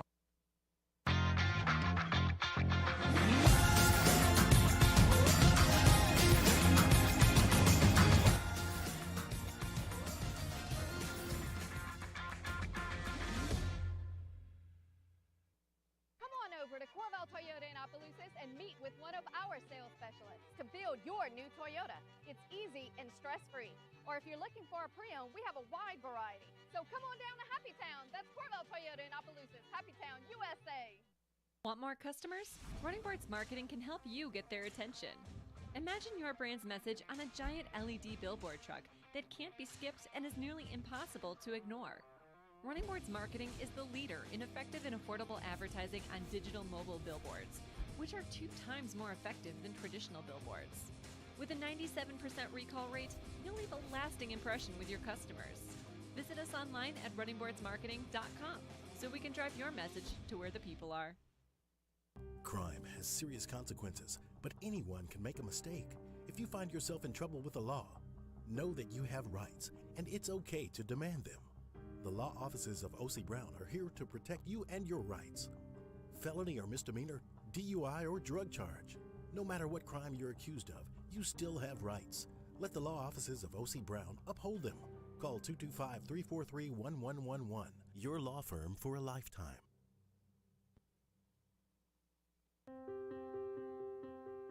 This isn't just another day.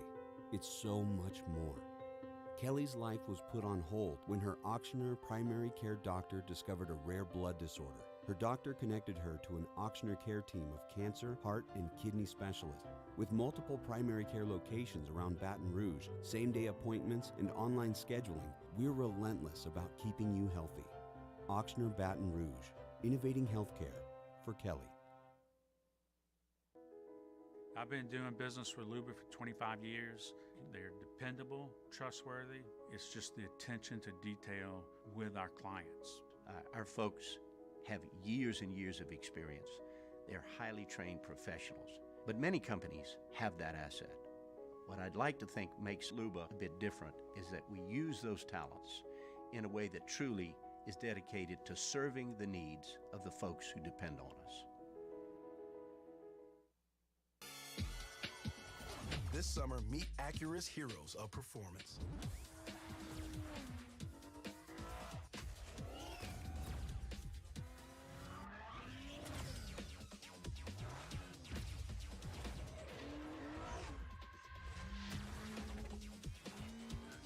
Only available at the Acura Summer of Performance. This summer, visit your local NFL is back. Our coverage starts Sunday at 10 a.m. with Magnolia Bluffs Football Sunday with Jimmy Ott, immediately followed by the Baltimore Ravens and the Miami Dolphins at noon, right here on 104.5 ESPN Baton Rouge.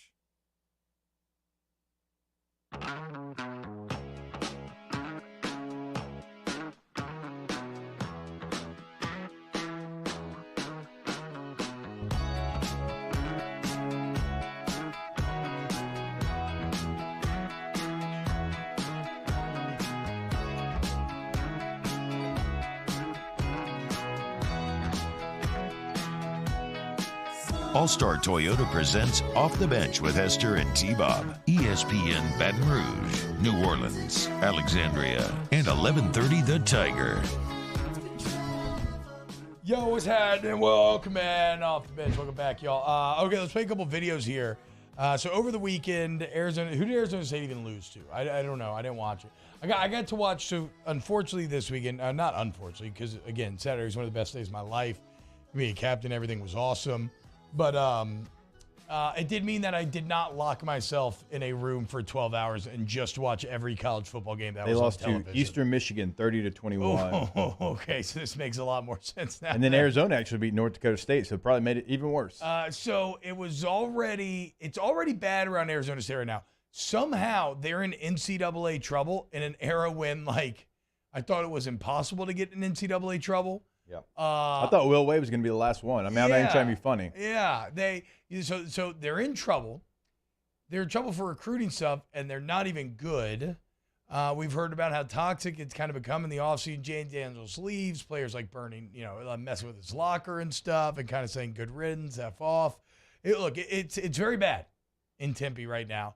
And I guess it was so bad that it looks like they decided to fire Herm Edwards walking off of the field, Jake. And I don't know that I have look at this video right here. I don't know that I have ever quite seen something like this before. I wonder, like, why walking off the field, though? I mean, maybe you Maybe you. What? Oh no, dude, that lower back pat right there, dude. You know exactly what that means right there, dude. That He's 1,000% fired. yeah, and you can see Herm kind of come to peace with it, dude. I mean, he's got to be tired. He's got to be tired. I know he got out of the media game where he was killing it to get back into football. But the slower back pat that you're going to see in about 10 seconds here, that's, hey, bud. Hey, it happens. We're gonna make that move. Yeah, that's exactly. We're gonna go ahead and make that move that you knew was coming. Like there's been conversations before this conversation, but that back pat and when Herm goes, all right, okay. And you know when he saw him on the field waiting for him. Oh, he's like, oh, I'm done. Yeah, it's like whoever the cut guy is on NFL cutdown day. In my experience, it was like everybody sitting at their locker, and the strength coach was the angel of death, kind of roaming around the room, and you knew if you got tapped on the shoulder, that was it.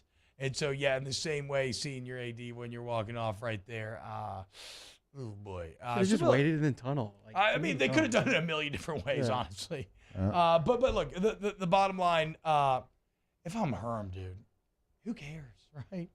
I mean, it is what it is. You gave it your all. It was a red flag start from the beginning when it looked like you didn't know the mascot of the team you were hired to coach. When he was, remember that? The opening press conference, he got asked about the Devils. Yes. He's like, I'll mess with them Devils now, y'all. Yeah. They'll be talking about them Devils. They're like, wait, no, dude, you're the Sun Devils. Yeah. Like, Herm, what? And so red flag from the beginning. They got a little okay there for a minute. But like, Herm, people love you on television. You would kill it on College Game Day. Take this buyout and ride off into the sunset. Or don't. I don't know. You coaches got problems. Yeah, look, I mean, when you see Ray Anderson, your AD sitting there waiting on you, the look on his face, and just right there, he knew. I mean, when he pivots, he puts his foot in the ground, he sees Ray Anderson, he's like, oh, yep, here it is. That's what I'm saying, though. Would you not? I'd be like Coach O in that thing. I'd be like, which door? This one right here? Okay. And how many million? Okay. Later, y'all. This is great working together. It really was. Yeah. Sorry, couldn't be better. All right, I'm out.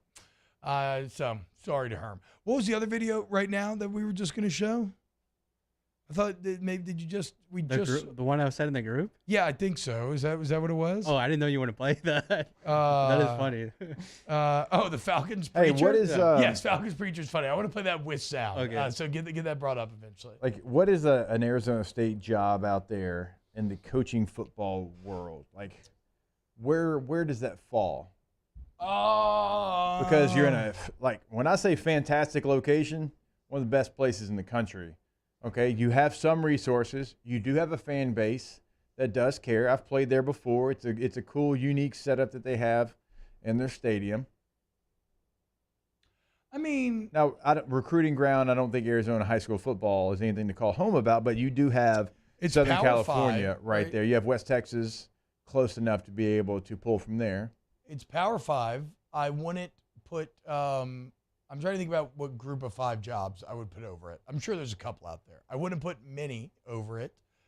I would say it's probably like lower middle half of the Power 5. Or do you think it's higher than that? I don't think it's a great job. I feel like if we were doing percentages, right? Where like, let's say if you're like a 90, that means like it's one of the best jobs in the entire country. In the Power 5 percentage scale, I think it's probably like a 35. If you were to line up 10 Power 5 teams, there's a good chance that like you would pick like 6 or 7 of the other ones over Arizona State. I would put it 6 in the Pac-12. Okay, really? Okay. I put no particular order. I put USC, UCLA, Washington, Oregon, and Utah ahead of it. But it's ahead of Colorado. I think it's ahead of Stanford. It's ahead of Cal, Arizona. You think it's ahead of Stanford and Cal and stuff? I do. Ooh. I do. I mean, those schools have way more football history than Arizona State does, though. I'm just saying right now, currently, and you don't have some of the academic restrictions in those places like you do at Stanford and Cal. Yeah. You are someone that the Big 12 is pretty high on, like when they try to poach the Pac-12. Remember, Stanford and Cal have been out there on an island. Nobody has talked to them, not the Big 10, not the Big 12, no one. Yeah. Yeah, I mean, I don't know. I don't know that I would put it over there, but either way, we're kind of splitting hairs. The point is, it's a decent job. Decent, maybe a little less than decent. But I don't know what it's going to take to win there. It looked like maybe Herm was going to figure it out for a while, but not so fast. All right, when we get back, okay, here's what we're going to do. We're going to close out hour 2. We'll show you Falcons Preacher. We'll talk Saints Bucks 2 open hour number 3. We'll get into AP Top 25. We got spread lines coming up at 9:15. Keep it locked right here on OTB. Off the Bench with Hester and T-Bob. This week on DropBiscuit.com or wherever you listen to podcasts is our new series, Pops, the Louis Armstrong story. Pops is brought to you by New Orleans & Company. Check out neworleans.com and come visit New Orleans. Follow us on Twitter at 1045ESPN to cast your vote in the Citizens Bank and Trust poll of the day. Vote daily inside Off the Bench, anytime. Hunt and Hill. And after further review, Citizens Bank and Trust brings you the poll of the day via Twitter at 1045ESPN. Bayou Chrysler Dodge Jeep Ram has $12,000 off MSRP on all new 2022 Ram Black Widow trucks in stock. All new Bayou vehicles come with a 1 million mile powertrain warranty and free delivery. If you need sales or service, the crew at Bayou is going to do right by you. I've been doing business with Luba for 25 years. They're dependable, trustworthy. It's just the attention to detail with our clients. Our folks have years and years of experience. They're highly trained professionals. But many companies have that asset. What I'd like to think makes Luba a bit different is that we use those talents in a way that truly is dedicated to serving the needs of the folks who depend on us.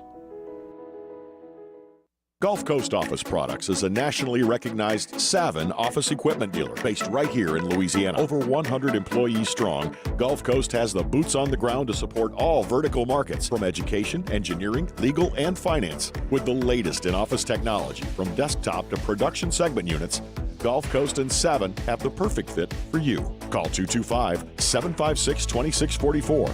That's 756-2644 for Gulf Coast Office Products.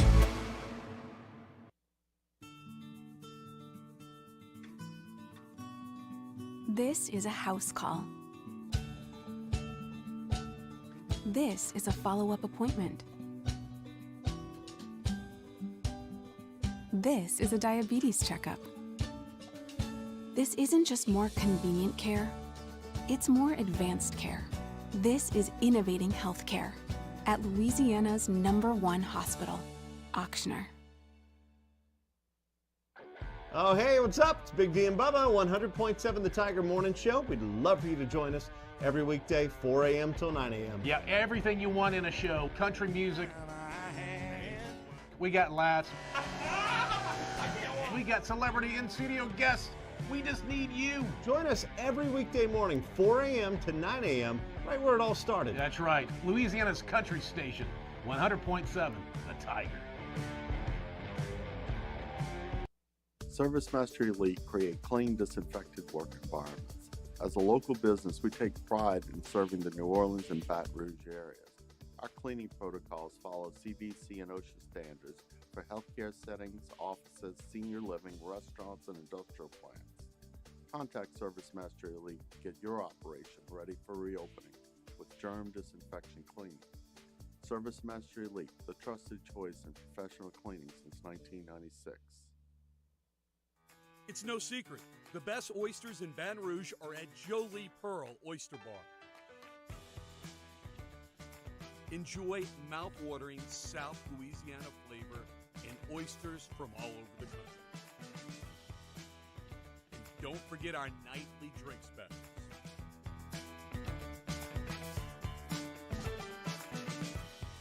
Jolie Pearl Oyster Bar, located in downtown Baton Rouge. Eli's always been into grilling. It took us a while to see it, but the signs were there. What are you doing, Eli? I knew grilling was my thing. I have been talking about it throughout my career. Happy with the results? I am. Got the new grill from barbecueguys.com. It performed great. My advice, as I always told my boys, do more of what you're born to do. Barbecue Guys. Moscona inviting you to join us for Monday's AFR, presented by Relief Windows. We'll recap LSU State. Tiger receiver Malik Neighbors will be with us. Cole Kublik joins us, and we'll recap Saints Bucks. It's AFR 3 to 6, 104.5 ESPN Baton Rouge.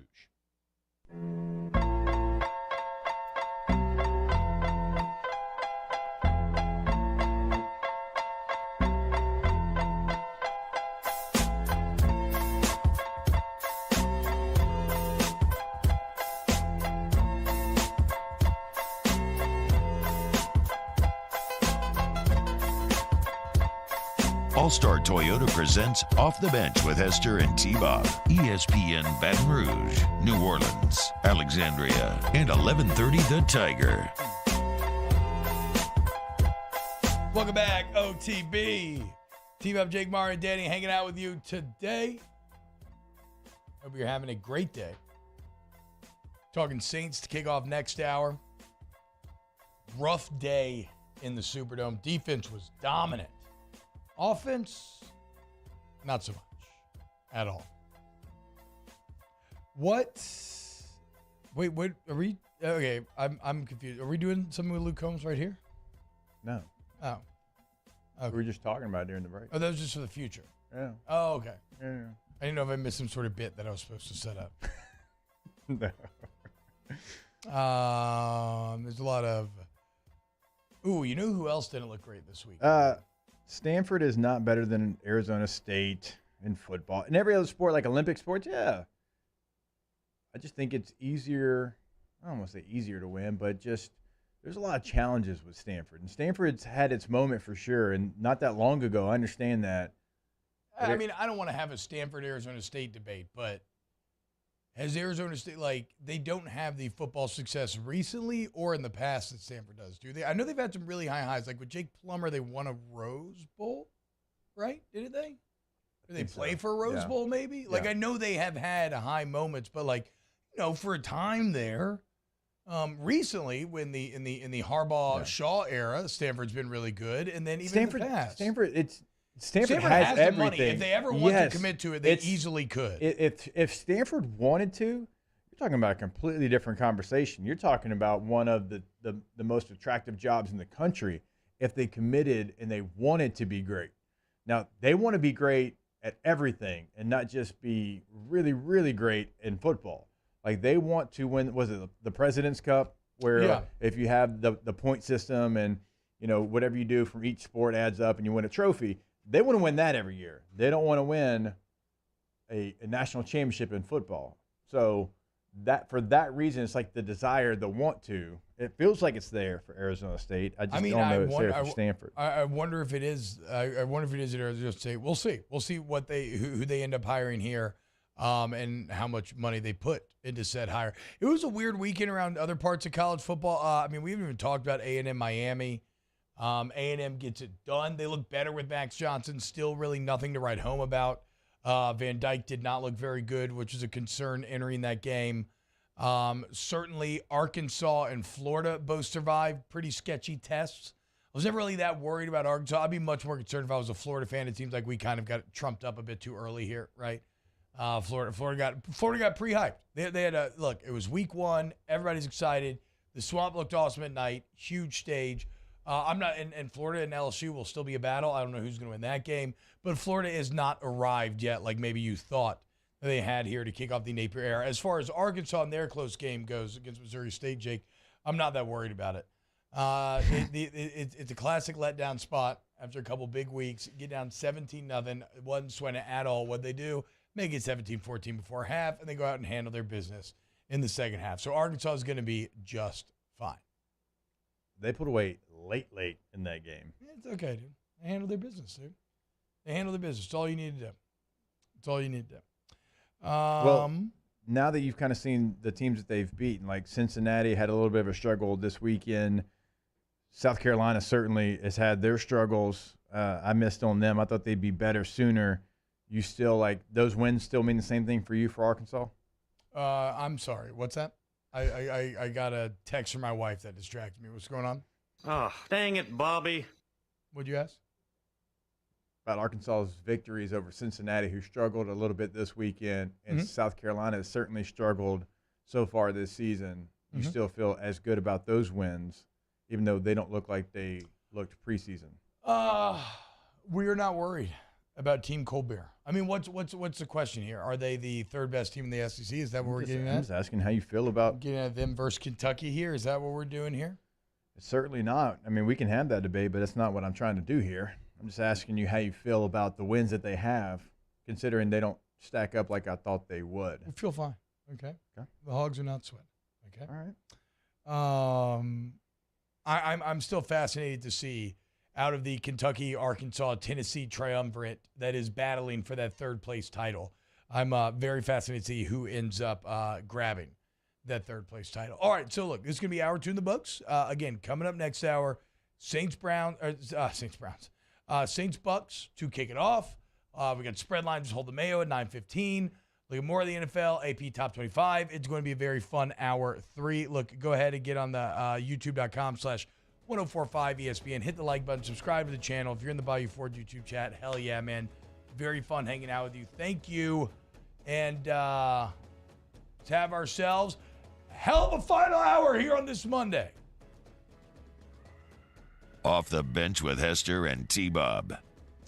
Go to Patient Plus Urgent Care, patientplusuc.com, patientplusuc.com. You go to Patient Plus Urgent Care today, man, and you're going to be blown away as soon as you enter the building. The facilities are nicer than what you're used to when you're talking about these urgent cares. Which is why, look, if you need occupational medicine needs, so any like employee drug testing, screening, anything like that, Coast Guard exams, like anything on the occupation front, go check out the Mid-City location. Ain't some dingy old office like you're used to. And the best part is, for life's unexpected moments, when you make that digital profile, you just go in, it takes no time at all. You sign into your profile, you get in, you get out, you get better. PatientPlusUC.com. 9 a.m. until 9 p.m. every single day. They're going to be there for you in that inconvenient time. They've got a location that is near you in the Baton Rouge area. PatientPlusUC.com is the website. You can schedule that appointment, but of course, walk-ins are always welcome. They'll have you in, they'll have you out. Patient Plus Urgent Care Clinic. Get in and get better. Bayou Ford has $15,000 off MSRP on a new 2021 Ford F-150. All new Bayou vehicles come with a 1 million-mile powertrain warranty and free delivery. If you need sales or service, the crew at Bayou Ford is going to do right by you. When I was a boy, I spent my days climbing trees, catching fish. Barefoot in the river I walked, listening to crickets, counting stars. This was home. After my stroke, I wondered if I'd make it back to the people and places I love. But I got the right doctors with Blue Cross coverage. Your card matters. Your home does too. I'm Jay Ducote. I grew up learning how to cook at LSU tailgate parties and right in my own backyard. And I created JD's Louisiana products to bring that Louisiana flavor to you at home for your backyard cookout.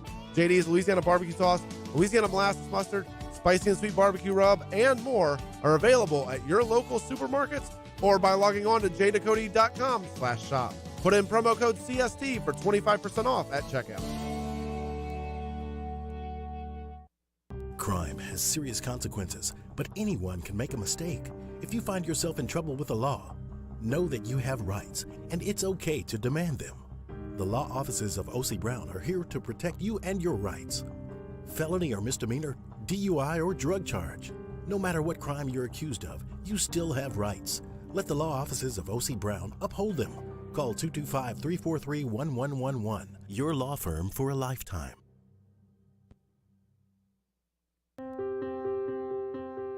This isn't just another day. It's so much more. Kelly's life was put on hold when her auctioneer primary care doctor discovered a rare blood disorder. Her doctor connected her to an auctioneer care team of cancer, heart, and kidney specialists. With multiple primary care locations around Baton Rouge, same-day appointments, and online scheduling, we're relentless about keeping you healthy. Auctioneer Baton Rouge, innovating healthcare for Kelly. I've been doing business with Luba for 25 years. They're dependable, trustworthy. It's just the attention to detail with our clients. Our folks have years and years of experience. They're highly trained professionals. But many companies have that asset. What I'd like to think makes Luba a bit different is that we use those talents in a way that truly is dedicated to serving the needs of the folks who depend on us.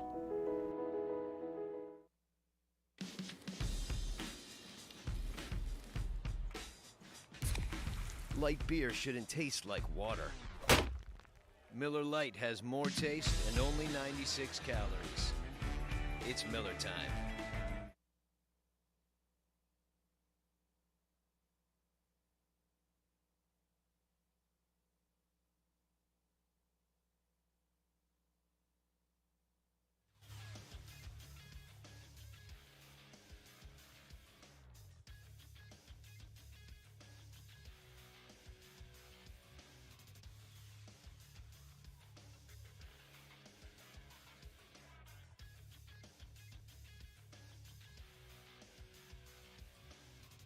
Good morning, everybody. It is 9 a.m. on Monday, September 19th. Your government taco forecast in Baton Rouge. Expect to see clear skies with a high of 93. Coming up on OTBOT, Hold the Mayo joins the show at 9:15 for Spread Lines. You can follow today's show on Twitter, Instagram, and TikTok at OTB_ESPN, or catch us on YouTube at the 1045 ESPN channel and subscribe for daily content. OTBOT, live from the Mercedes-Benz of Baton Rouge studios, starts now. All-Star Toyota presents Off the Bench with Jacob Hester and T-Bob Hebert. Off the Bench with Hester and T-Bob. Hey, P, they said I gotta come off the bench. All-Star Toyota presents Off the Bench with Hester and T-Bob. Yo, yo, yo. Yo, what's happening, y'all? Welcome back to OTB. TF, Jake, Mark, Danny, hour number 3. All right, it's that time. We got to get into it. We got Spread Lines coming up next with our guy, Hold the Mayo. It's brought to you by DraftKings. Shout out. But it's time to talk about the NFL. Saints-Bucks. So Saturday night was filled, like I said, with a seeming kind of rebirth of the LSU fan base. So low when it was 13-0, when you're getting your butt kicked. And then, here's what we got to do here. Hold on one second. So low then, and then you come back, you win that game, get very excited Saturday night. And this big celebration. You got to turn right back around, though, at noon on Sunday, lock back in for Tom Brady and company. And while the defense was spectacular, the offense was not, Jake. And let's start with Jameis Winston because he played with 4 broken vertebrae in his back. I'm not a doctor, that sounds like he's out there playing with like a fractured spine. I don't know exactly how serious it is. It's obviously, look, the medical staff said it is something where it'll heal over time and it's not at risk of being made worse. I guess they're saying it's a pain tolerance issue. The problem is it a pain tolerance issue to the point where it's maybe affecting throws? That's what is tough to know. And Jameis looked off, right? He was missing those deep balls, which are kind of his strength issue that he's known for. And then you kind of saw it devolve throughout the day to where at the end, he looked like old Jameis. And even Devin White got in a super disrespectful post-game interview in which he was talking about, his last year here, that's all he did was give the ball away. So he knew he was going to give it away. And he played like kind of how we expected him to. And so the question is, Jake, with what you saw Sunday, how are you judging Jameis right now? Is this a situation where is that the injury caused that and maybe you sit him till he feels a bit better and you go with a fully healthy Dalton? Is that not injury related and it's more just bad play related and then you're got a little point of impasse where, okay, it's 7 of 8 quarters that have been bad. The offense has to figure this out. Or is it just still small sample size, too early? You got to stick with Jameis.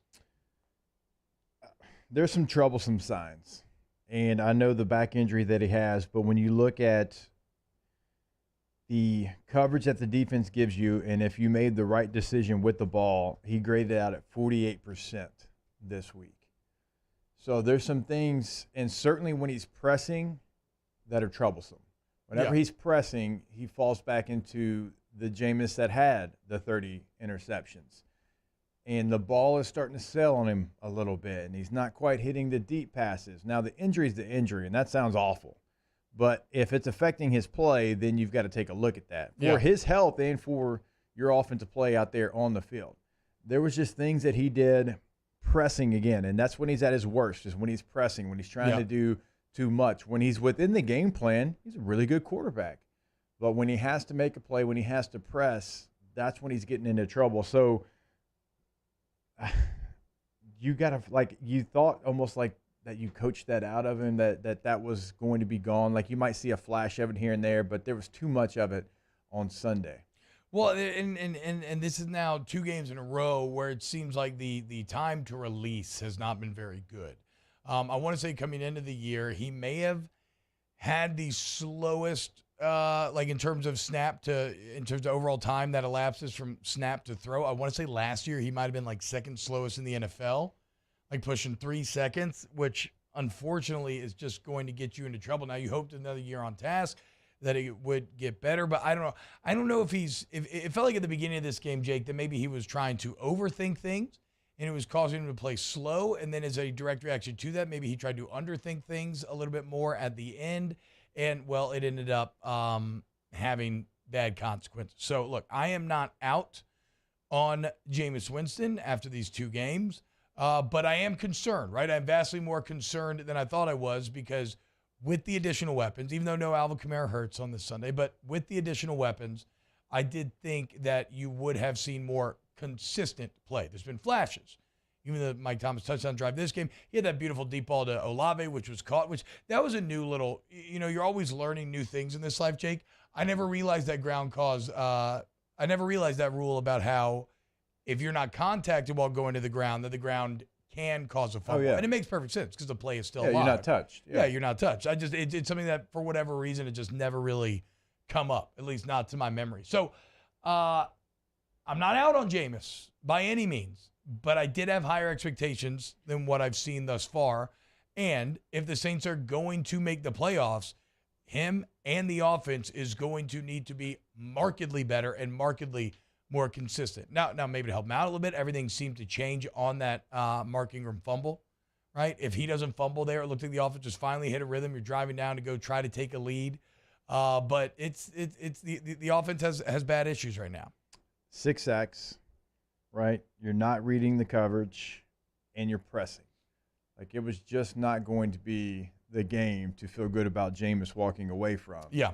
You're playing against a good defense, so nobody's denying that. I mean, they've got playmakers all over the place.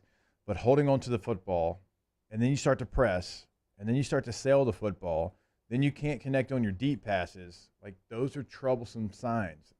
And that's just not what we've seen from him in a Saints uniform. Now, we've seen it in a Bucs uniform, but we have not really seen that game in a Saints uniform. And you couple that with his health issues, what he has going on, it'll be interesting to see what the game plan is moving forward for next week, because you went and got Chris Olave for what? Because he was a deep threat. Yeah. And you had a quarterback that could bombs away.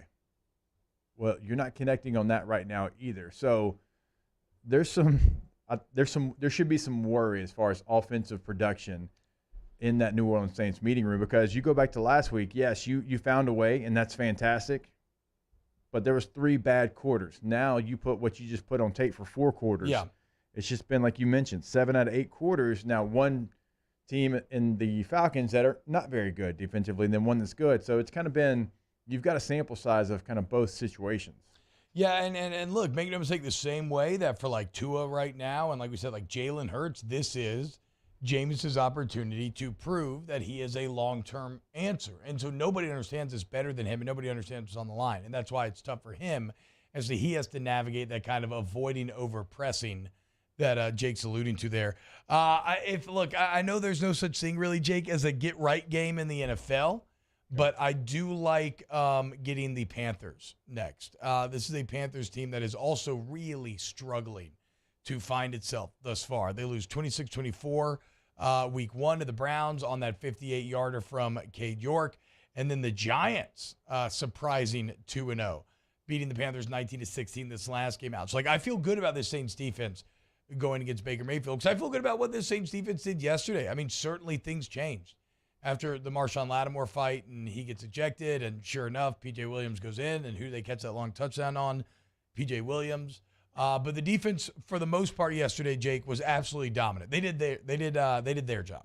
They did exactly what they had to do against the best quarterback that's ever played football, and against a very talented offense. And I know they were missing some pieces, but that defense just knows how to defend Tom Brady and that offense, and they did it again. I mean, when you look at some of your big-time players, they stepped up and they played really well in this game. DeMario Davis, I thought, had a really nice game. Pete Warner, by the way, I texted y'all, he's a dog.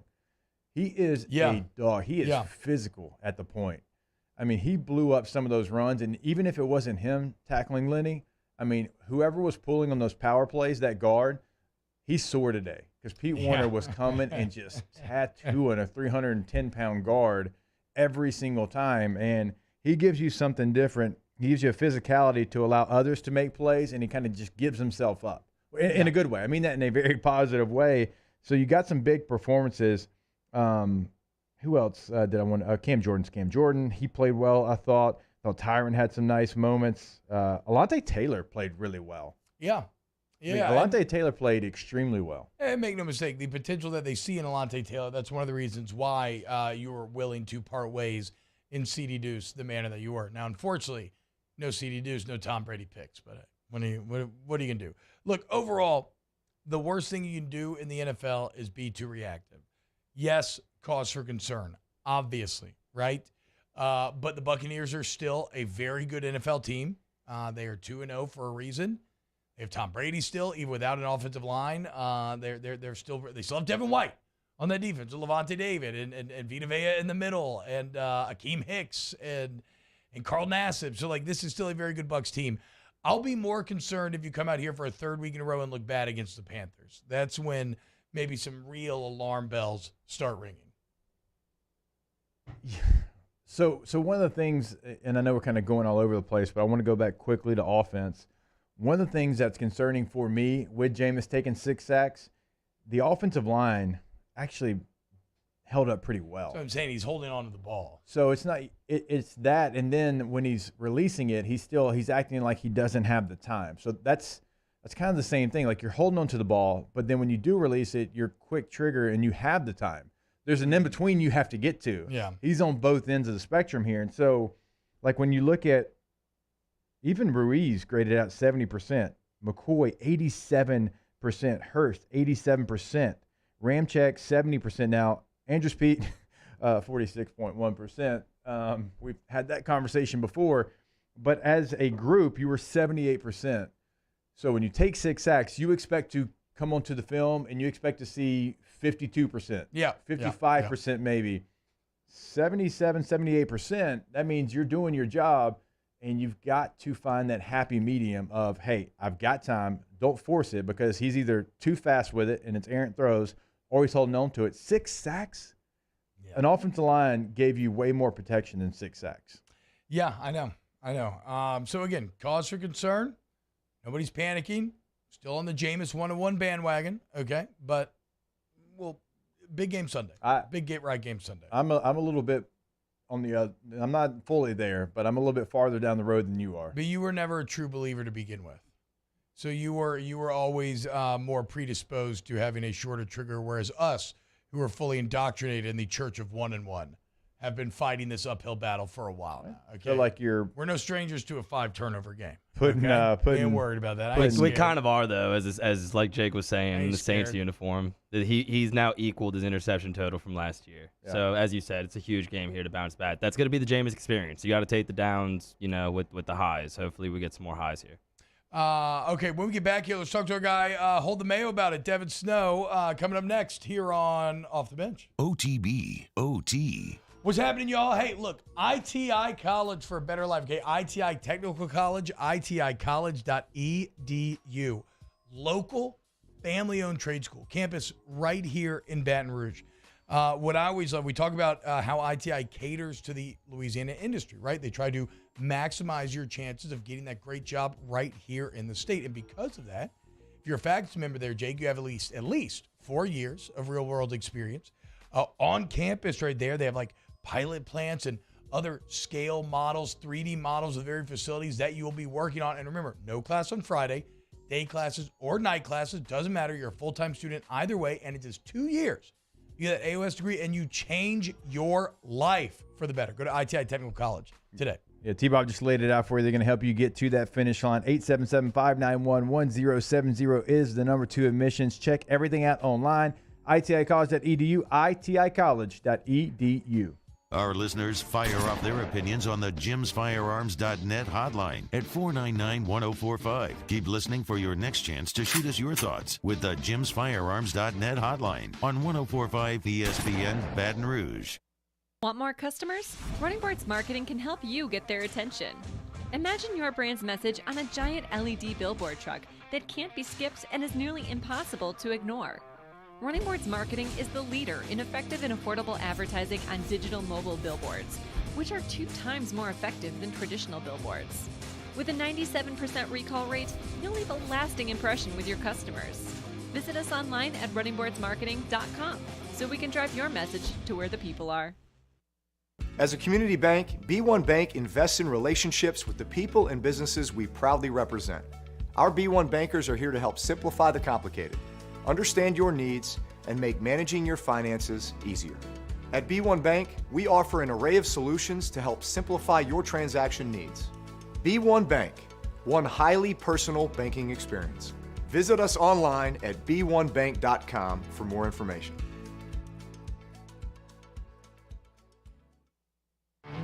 There it is, the extra mile, on the border of expected and extraordinary for those willing to go further, like vans customized for work or play, with safety and tech to keep you connected, supported by a 5-star sales, service, and finance team, and backed by the 1-star you know.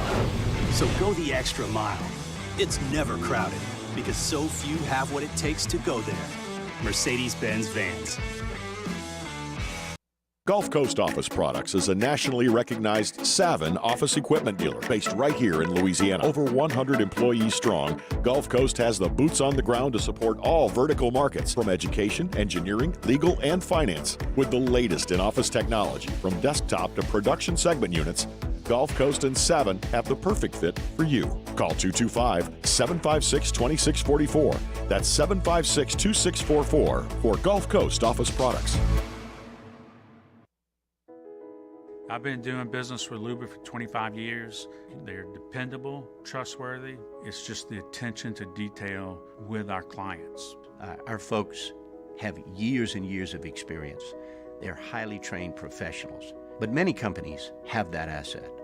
What I'd like to think makes Luba a bit different is that we use those talents in a way that truly is dedicated to serving the needs of the folks who depend on us.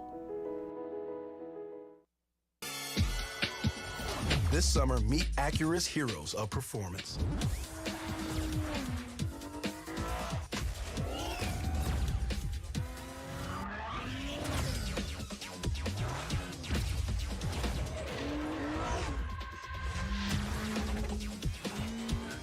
Only available at the Acura Summer of Performance. This summer, visit your local Acura dealer for attractive offers on the MDX.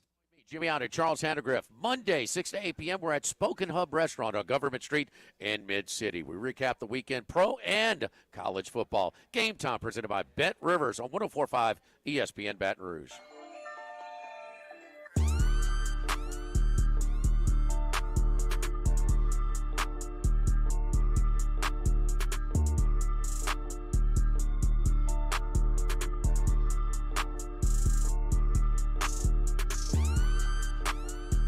OTB OT with Hester and T-Bob on 104.5 ESPN Baton Rouge and 94.7 ESPN Alexandria. Spread lines with Devin Snow, a.k.a. Hold the Mayo. Presented by DraftKings. Hold the Mayo. Shout out to DraftKings sponsoring this segment every single Monday. A little spread lines. And, well, it's going to be a lot of Saints talk here as I have the spread lines in front of me. Dev, what's going on, man? Were you in the Dome yesterday? I was. Oof. It was give us some boots on the ground Yeah, report. you didn't How see are the we feeling? video? I mean, he was talking to his dad, and I didn't see any he took the social media trash yesterday. out. Then Dev snuck into the truck and made it to the Superdome. No, that's great. Yeah. I did not see this. Yo, shout out to my dad, man. He's getting the rough end of the stick right now with the skits, but that's how I was raised. He raised me good, bro. Very disciplined. So it's funny, bro. All right. So what's not funny is what happened in the Dome yesterday. You have it here as a head-scratching loss. What's going on, man? Yeah, man. We had it. We had him by the throat, and 3-3 for 6 points. Really was the game. That was it. That was all we saw for most of the game. And then out of nowhere, man, it just it got really bad really quick. The Saints didn't overcome adversity well yesterday. Yeah. At all. That's a good point. I mean, and there was several pieces of adversity that happened, but I mean, starting with like Jameis and stuff, man, the reads weren't there. I could tell the first play. He threw it to 46. And I'm not trying to disrespect 46. Whoa. No, I know, Jacob, I know. Okay. Jacob, I know, but it's like, bro, like, in what scenario do you throw it to 46 on? And it was like a screenplay, And I was like, man, it doesn't seem like the reads really look good. The picks, One of them, I don't really blame Jameis. He was trying to make it happen. He was throwing it to Olave a bunch, and that one was actually on point. It just was a great play by the D-back. But the other ones were bad. Yeah. The other ones were bad. One of them, the corner almost jumped the route the play before, and he threw it right back. He threw it right back to the guy, and he picked it off and brought it to the house. So that was head scratching. The best drive of the game was the game that Ingram fumbled. Yeah. Because you had Dwayne Washington running really well, and then you threw Ingram in there. I'm not mad at Ingram, but obviously there's a fumbling issue there this year. I don't know, man. I think you got to get the tight ends involved. What is going on with the tight end? Well, you tried to go to Juwan Johnson on one of those picks, right? And then wasn't it sailed on him. Just sailed on him. It was over the top. I guess what I'm saying is, they told us that Taysom was a tight end this year, right? Is it just not going to work out? Well, I mean, it's tough, right? Taysom's greatest strength is still obviously being that kind of short down switch or that short yardage switch up. I don't know that we should have had expectations over Taysom to come in and be a dominant tight end, right? I don't know that he ever will be. Maybe he will. I don't know. He can catch. How's his route running? There's still probably a lot of development that has to take place. I just think Jameis needs to have quicker, be able to get the ball to the playmakers quick, right? Because where he's struggling is he's not making quick decisions. Yeah. And we all know you only got a certain amount of time to make a decision back there. But man, if you got Taysom Hill running a drag route, hey, maybe he's right there. Maybe he can get more than 2 yards. I saw a lot of 2-yard checkdowns, bro. It ain't even worth the hit. Yeah, I wonder. Well, we'll see because coming next to town is your guy, Dev. You are one of the premier Baker Mayfield fans, probably in the entire country. You have been preaching the Church of Baker for a couple of years now, and I was right there with you in terms of him going to Carolina. I thought it made Carolina maybe kind of good. Unfortunately, through 2 games, it has left a lot to be desired. How do you feel about your boy coming over here? It's bittersweet, but that's really it, man. Other than that, man, I'm accepting nothing less than putting Baker Mayfield in the dirt, bro. Come on, man. Come on. Because for me, man, Tom Brady, as great as Tom Brady is, that's the perfect type of quarterback that the Saints want to face. He stands in the pocket, and you got to get to him. We didn't even really get to him yesterday. Now you got another chance to face another pocket quarterback. Yeah, Baker can get out the pocket and run a little bit, but not that much. We got to get to this guy. We got to force some turnovers, and we got to dominate, man. And it'll be the start of I'm looking at the schedule right now. Beat the Panthers. Okay. The Vikings, you're probably gonna lose, dude. No way, dude. Jameis versus Kirk. Jameis all day, dude. It's easy money. Yeah, okay. Easy money. I don't know, man. And then Seahawks. Wow, dude. Yeah, I got to pick a loss there. I think it's the Vikings. Seahawks. I think you win. Bengals. I don't know what they are right now. Hey, Dev, this next 5 isn't really making me feel any better. That feels like 2 and 2 at the best, right there. That's looking at 3 and 3. Come on. Boy, who's number 5? And then when you get to that Arizona Thursday night game, man, that one's going to be a tough one too, bro. Because Kyler Murray, man, I know people like to talk about Kyler Murray, bro, but you can't talk about that man after yesterday. He did everything to win that game. When does Warzone come out though? Because the new Warzone isn't out right October? now. And the beta was down yesterday. I'm pretty sure they were having problems. That's what I'm saying. Damn. It might be coming out right around that Thursday night Saints game. So we'll see.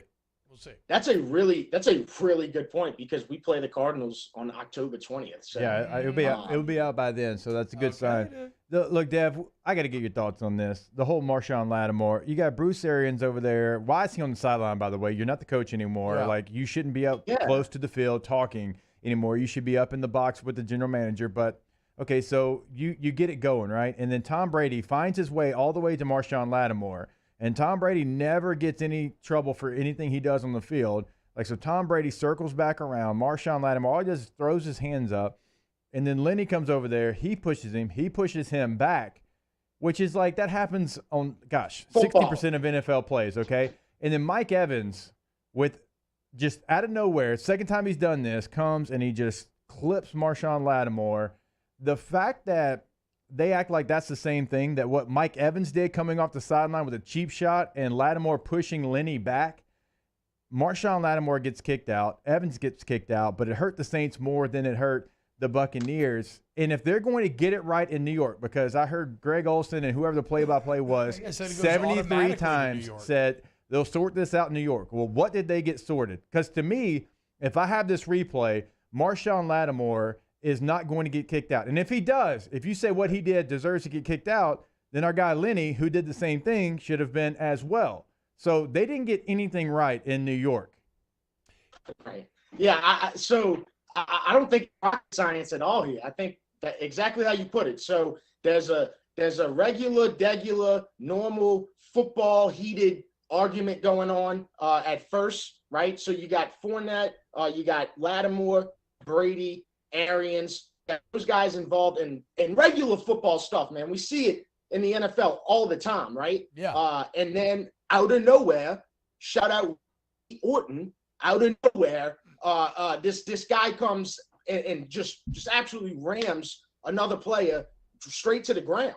And to be honest with you, I'm with you because, like, Lattimore shouldn't be suspended. If anything, I mean, Marcus May stepped up to defend that right away. Yeah. Like, I just don't, like, dude, it's so blatant what happened there. And that's before we talk about, hey, this happened in 2017. Yeah. This is this is the same visual of what happened in 2017. There's nothing different. So I don't know, man.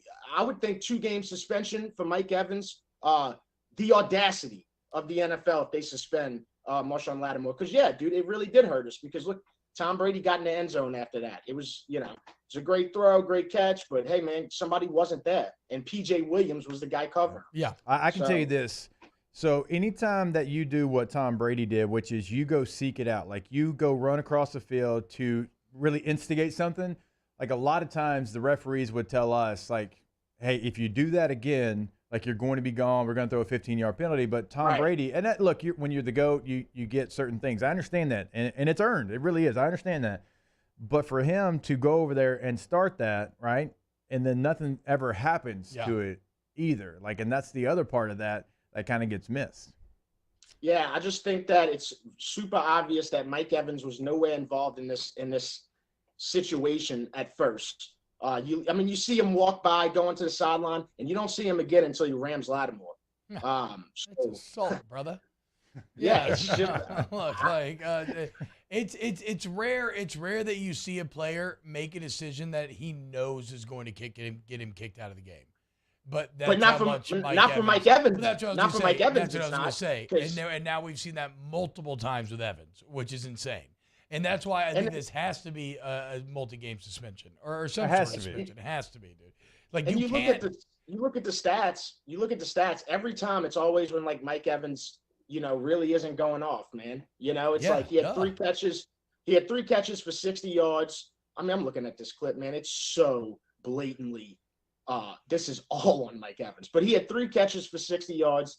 And yeah, dude, I mean, he hadn't gotten the end zone. He was probably upset. He probably had enough. Lattimore was probably, in his ear the whole game. But I don't agree with the ejection on Lattimore. Okay, last couple spread lines here real quick, Deb. Matt Ryan, man. He's going through it. Indianapolis. How about Indy, Jake? We didn't even talk about Indy, dude. Damn. And Jacksonville. Doug Peterson. Yeah. I mean, look, he's got a Super Bowl championship. We shouldn't be surprised by this, but he's got the Jags actually looking like a team that belongs in the NFL, not the ACC. Your boy. Yeah, I mean, the only thing if you say my boy or my team with one more team, what? I'm gonna put powder in my hand and slap you. You love to hate on Trevor Lawrence, your boy, dude, balling out. I'm gonna slap him. I think that if I'm Indy, man. I'm like, damn, dude, like, we miss Phillip Rivers at this point, because Phillip Rivers is going to work out better than Matt. Yeah, they let him do a playoff. I always said that about Phillip, man. Yeah, Phillip loves the ball. I mean, look, I thought Matt Ryan was going to ball in Indy this year. I'm very surprised by how bad they have looked through 2 weeks. I thought they were going to be awesome. But he didn't look that bad that first week. I mean, they didn't get a win. They tied. But, I mean, yesterday, 195 yards, 3 interceptions. Man, dude, And that's hey, tough. when Bro, you have the Texans and the Jags, and you're 0-1-1. That's and awful. I know you were down your receivers. I understand that, but when you have that offensive line and you have one of the top 3 running backs that you can turn around and hand the ball off to, and you still look that bad, that's not good. No. That's trouble. That is trouble signs all over the place.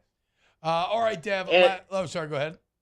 I was just gonna say, I mean, they couldn't even get Jonathan Taylor going. You got to get, if you're the coach, you got to get him going like every week. So, and he couldn't really get going. Dev, give us your Monday Night Football picks. What we got? Oh man, it's tough because the Vikings look so good, but the Eagles at home. I don't know, man. I got to go Vikings plus 2.5. I actually can't believe. I might even take the money line on that. Yep. I can't believe that the Vikings are dogs. Yeah, I mean, I think the Eagles are a good team, but I think the Vikings right now, I know it's feels one a little game. trappy. One game sample size. It That offense does. It goes does feel unlocked. very trappy, man. Because I would love to hop all over Vikings as well, right there. So we'll see. The Vikings are the type of team. The Vikings are the type of team that they have several games like this a year where like they'll play good the week before, and then they're like a dog or something like that, and they're so tempting to take, and they just let you down. But I like the under in the Titans Bills. I mean, 47.5. They shouldn't go over that. But I don't know anything. I mean, shoot, dude. Josh Allen, rough weekend. But it's okay. It's okay because hopefully our friends at DraftKings can make it a little better with a couple of wins tonight, Dev. Spread lines brought to you by DraftKings. Go to hcmsports.com/shop to get your RB&R shirts. Be on the lookout for RB&R Day today. Dev, take it easy, man. Have a great day. All right, y'all take care. Thank y'all. And remember, shout out to DraftKings bringing you spread lines. A good weekend for your boy on DraftKings. A little bit of an undefeated college weekend, which was great feeling after awfulness last weekend. Even hit the Tiny Penix Pump Parlay. How about that? So if you want to get involved, download the DraftKings Sportsbook app. Use the promo code Baton Rouge.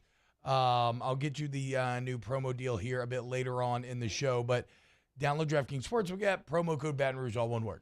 21 or older, physically present in Louisiana. Availability varies by parish. Eligibility restrictions apply. Minimum $5 deposit. See DraftKings.com/sportsbook for full terms and conditions. Licensee partner, Golden Nugget, Lake Charles. Gambling problem? Call 1-877-770-STOP. 7867. When we get back, let's talk to our girl Irene Lintagini, see what the Stars have to say about the Stars in tonight's game. Keep it locked right here on OTB. OTB, OT. In times of need, get a full list of phone numbers, websites, and other important emergency information on the Demco Stormwatch page at 1045ESPN.com. I am Juliet, daughter of Marguerite, granddaughter of Gabriel Piera. I come from a line of strong women who knew struggle and success too. Still, I was scared by my breast cancer diagnosis. But I had Blue Cross coverage, which meant I got care from top doctors. I'm strong like my mother, and her mother before her. The right card, the right care. Eli's always been into grilling. It took us a while to see it, but the signs were there. What are you doing, Eli? I knew grilling was my thing. I have been talking about it throughout my career. Happy with the results? I am. Got the new grill from barbecueguys.com. It performed great. My advice, as I always told my boys, do more of what you're born to do. Barbecue Guys, for those who were born to grill. You want cheese on your burger, Pops? I'll take a little cheese. Oh, hey, what's up? It's Big D and Bubba, 100.7 The Tiger Morning Show. We'd love for you to join us every weekday, 4 a.m. till 9 a.m. Yeah, everything you want in a show. Country music. We got laughs. We got celebrity in-studio guests. We just need you. Join us every weekday morning, 4 a.m. to 9 a.m., right where it all started. That's right. Louisiana's country station, 100.7 The Tiger.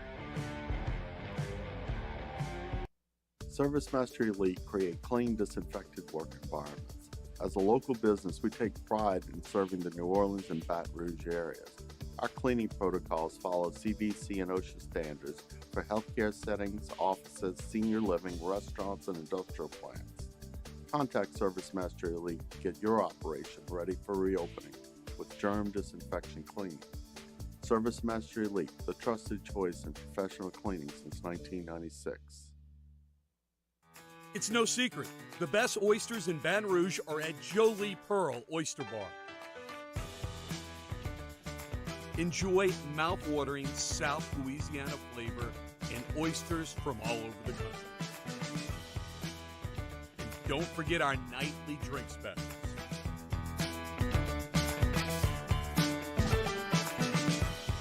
Jolie Pearl Oyster Bar, located in downtown Baton Rouge.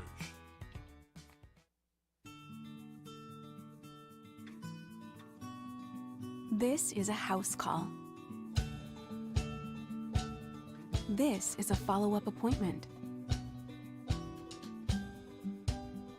This is a diabetes checkup.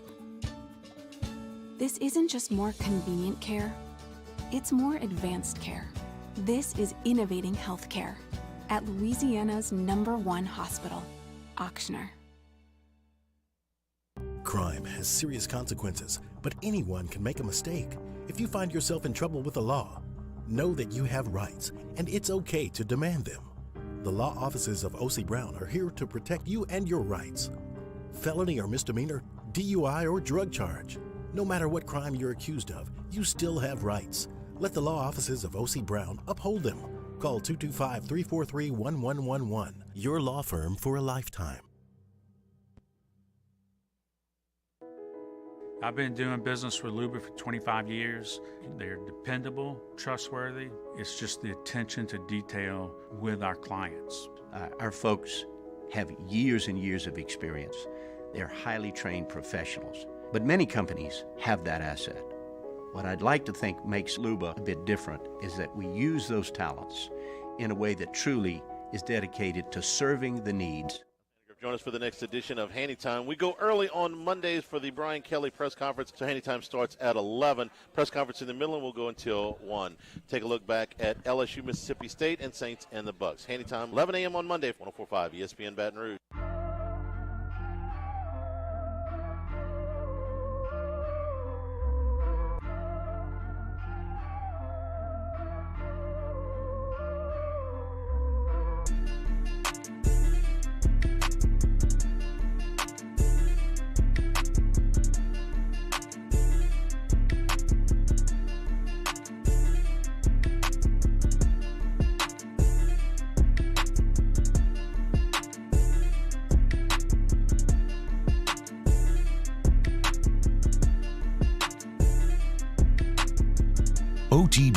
OT with Hester and T-Bob on 104.5 ESPN Baton Rouge and 94.7 ESPN Alexandria. What's happening, y'all? Welcome back to OTB, and right now it's time to look to the stars for some guidance about the stars. Talking to our girl here on the JimsFirearm.net hotline, Irene Lentagini. Of course, she broke it down last week, the Seahawks game, calling it a game of justice for Seattle, feeling they were wronged by Russell Wilson's departure.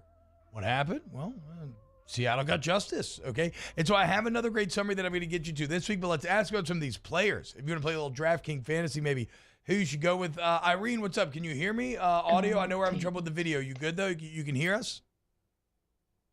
Because he just... Irene, can you hear us? Okay, hold on. Kill her mic. I don't want her to say anything if she can't, if she doesn't know that we can hear her. She should be able to hear you, but she's not for whatever reason. Okay. I think here's what we're going to have to do. I think we're having technical difficulties. I don't think this is going to work this week. I will read Irene's summary, and I will talk to them about it after the class. But this summary is pretty interesting here, y'all. Damn, I feel bad. She did a lot of work on the players, too. But here's the summary of what Irene sees as the stars say, what they say about tonight's game. It says, quote, "The Stars see the Vikings as a team of destiny on this night, while the Eagles struggle with conflict. Both teams will struggle to run the ball." And, okay, remember on these summaries, Jake, she knows nothing about football, right? So if you hear something in a summary that's like, oh, that makes sense if you watch football. No. She doesn't. She's not using that. She says both teams will struggle to run the ball tonight, with the exception that Jalen Hurts will break several runs and will score on at least one run as well on at least one pass. So we're looking for Jalen Hurts rushing and throwing TD. And while there are great wide receivers on each team, and Jefferson and A.J. Brown and Goddard will all play good games, she says the exceptional performance tonight comes from Adam Thielen, who will have multiple scores. So we'll see. So maybe try to bracket Jets a little bit. Yeah. You got Thielen out there getting one-on-one coverage. You've got a good tight end who's maybe taking, CD Deuce maybe, see where he lines up. By the way, that hurts to say that. That's the first time I've had to do it. Yeah, that's right. I think here's what I'm thinking. I'm thinking maybe a little Thielen captain, get Jalen Hurts on that team as well, and kind of figure it out from there. And then maybe we can have Irene on. This will be, as far as the NFC kind of pecking order, I know it's week 2, not overreacting. This will kind of tell you exactly where I think 2 playoff teams will be, because you have the Vikings who now have Kevin O'Connell. Can you imagine going from Mike Zimmer? And look, Mike Zimmer, fantastic coach in the NFL, has been doing it for a long time. You go from Mike Zimmer to Kevin O'Connell. Kevin O'Connell is this 37-year-old offensive guru and looks like he is just locked in with the players. We saw the Nickelodeon segment where he's getting slimed by the players, and he's like, I'll do this every time. Nothing against Mike Zimmer, but Mike Zimmer is more of an old-school coach. He's a defensive coach, and you're an offensive team. Yeah. You've got Cousins and Jets and Thielen and Cook, and you've got Irv Smith. You have all these weapons. It just feels like something is unlocked in Minnesota. Now, if the defense can hold up, which is a good defensive unit, by the way, this Vikings team, and I think tonight's going to be a great tale of kind of where they're at. You're going on the road to another team that I think can make the playoffs in Philadelphia. I'm looking forward to that matchup. I know we've got 2 games. Bills-Titans, to me, doesn't have the juice. The Titans in week 1 just did not look like the team that maybe we thought they would be. Yeah. It almost feels like their window is closed and the Bills is wide open. The Bills is only getting bigger and bigger. So that game not as intriguing. We'll see where Buffalo's at. Obviously, it's going to be in Buffalo. Bills Mafia. You good? Yeah. I'm good. I think my daughter might have got me sick. I don't know. But the Vikings and Eagles, that's the headliner, in my opinion. That's 2 teams that I think will both be in the postseason at the end of the year. We're going to see. I'm excited for a little Monday night doubleheader night. Why don't we do this? Also, I'm going to make this DraftKings item during the break. Why don't we do this? We will go to break, and we'll come back with an extended Ask the Bench. How about that? Like an actual, real extended Ask the Bench. So go ahead and get your questions in chat. More OTB coming up next. OTB, OT. Go to GEAUXroof.com, GEAUXroof.com. 927-8300 is the number. 927-8300 is the number. If you work with Go Roof, what you're going to learn is that you get a beautiful new roof every shingle time. And it's not just a funny roofing pun, right? It is also indicative of the customer experience there. And of how they treat you. In that, look, it's very easy, free professional estimate. You set up a time, they come out, they look at your home. You make a fully informed decision about what you want to do next. If insurance covers it, great. If not, they'll work with you. Find monthly payment options that do work. Of course, they're licensed, bonded, and insured, y'all. And then I mentioned going the extra mile. They offer a 2-year workmanship guarantee on top of that manufacturer warranty. So you have that peace of mind every step along the way. Storm season here. Don't think twice. You think you got any roofing problems, you know who to go with. Go with your friends over there at Go Roof. When they answer the phone, hit with the roof's up. GEAUXroof.com. This week on dropbiscuit.com or wherever you listen to podcasts is our new series, Pops, the Louis Armstrong story. Pops is brought to you by New Orleans & Company. Check out neworleans.com and come visit New Orleans.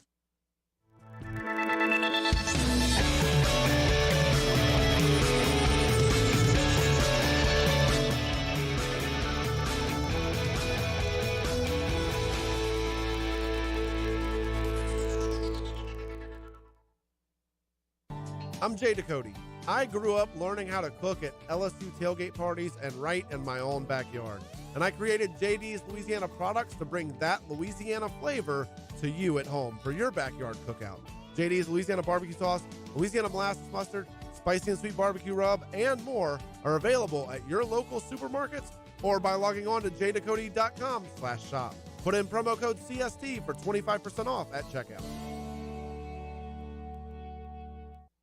ITI's got all these programs. Once I started and learned everything about the school, it was worth it. The challenges that ITI presented me with, it allowed me to build myself up. All because of ITI, I actually was able to get a job within 3 months before graduation in my field. Get the hands-on training you need for the job you've always wanted. With so many companies hiring right now, it's the perfect time to come to ITI Technical College. Enroll today for a better life. I've been doing business with Luba for 25 years. They're dependable, trustworthy. It's just the attention to detail with our clients. Our folks have years and years of experience. They're highly trained professionals, but many companies have that asset. What I'd like to think makes Luba a bit different is that we use those talents in a way that truly is dedicated to serving the needs of the folks who depend on us. This summer, meet Acura's heroes of performance.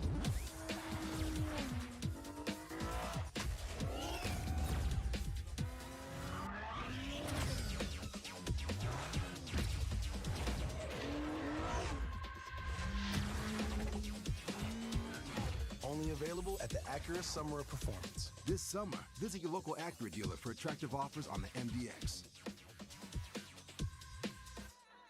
Gulf Coast Office Products is a nationally recognized Savin office equipment dealer based right here in Louisiana. Over 100 employees strong, Gulf Coast has the boots on the ground to support all vertical markets, from education, engineering, legal, and finance. With the latest in office technology, from desktop to production segment units, Gulf Coast and Savin have the perfect fit for you. Call 225-756-2644. That's 756-2644 for Gulf Coast Office Products.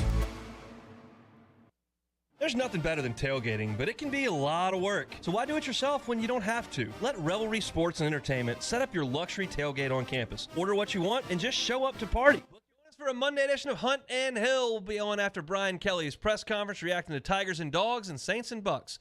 Hunt and Hill, 1 to 3 weekdays, 104.5 ESPN Baton Rouge.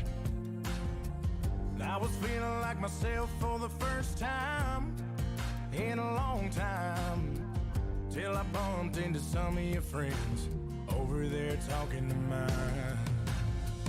Then you rolled in with your hair in the wind, baby, without warning. I was doing alright, but just your side had my heart storming. The moon went high and stars quit OTB OT with Hester and T-Bob on 104.5 ESPN Baton Rouge and 94.7 ESPN Alexandria. There you go, little Luke Combs, man. Bring it back, Bo. Welcome back to OTB. Luke, the only one to pick LSU on game day. Shout out, Luke. How about it, Luke? Come on, Bo. I bet he had a hell of a night. I would imagine so. App State fan. Yep. Game day there, the way that game ended. What a season so far for App State. Oh, yeah. You know Boone was going crazy. Oh, the thing is, it hasn't been a fully positive season for them either. It's just been an insane one. I mean, it's been, the Carolina stuff. They've actually had 2 or 3 sure. bad games, to be honest. He's had a massive win that we all made fun of and watched during. But I mean, Carolina, the way they're looking now, though, it's like, okay. Look, I like Drake May. You know this. You do. Not as much as Garrett Schrader, but I like Drake May.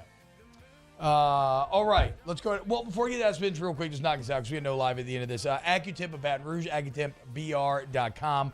You want that service to the highest degree, all your AC, heating, electrical needs. Look, man, don't take my word for it. Go look at the internet. Look at the reviews that AccuTemp has. It's unreal, y'all. And you already know my story. My wife does not listen to this show. She has no idea that that's kind of what AccuTemp's deal is. And after they came out last time, she texted me independently. I swear to God, it's a true story. And she was like, that was the best customer service I've ever dealt with. Okay? So put it to the test for yourself. AccuTempBR.com. All right. Ask the Bench. Brought to you by Cold Kurzite, Vizzy Hard Seltzer, and Blue Moon Light Sky Citrus Sweet. Ask the Bench. Did you see Jarvis Landry got his electric uniform retired? I did not. That's awesome. That is awesome, man. That is something. It doesn't matter what level. You get your jersey retired and people, make a ceremony and tell you just kind of what you meant to the team, the community, and everything around it. I'm sure that was a great moment. I haven't seen the video, but I've heard about the video, heard he got emotional, which that is awesome because, Like, it's a big deal. It doesn't matter what level. You get your jersey retired. Yeah. That is a big, big deal, and he deserves it, obviously. Taylor Hudson's asked the bench, T-Bob, what would the vibe have been if Coach Miles was at the 2011 reunion this weekend? I think, I think it would have been fine. I think as an adult, you learn to kind of acknowledge the good with the bad. So maybe whereas when you were younger, more of the bad stuff just outweighed everything else. I do think at the same time, just with all the off the field issues with the Les Miles tenure and the Title IX allegations that from a pure PR standpoint, that just could not have happened. On an interpersonal level, I think it would have been fine to have Coach there for sure. Hashtag ask the bench. Will there be lots of head patting on Friday? With Rivs. Probably. I can't wait. Hashtag ask the bench. Is Polian going to be replaced at the end of the season? Guys, Brian Polian is Brian Kelly's right-hand man. Okay? That is his hand to the king. He is going nowhere. Our special team's frustrating. Yes. Will they get better? I would imagine so. Somebody said this too earlier, Jake, and I think I'm inclined to agree that some special team struggles like LSU is having right now as well is just the sign of a roster that in terms of overall build out is still relatively thin.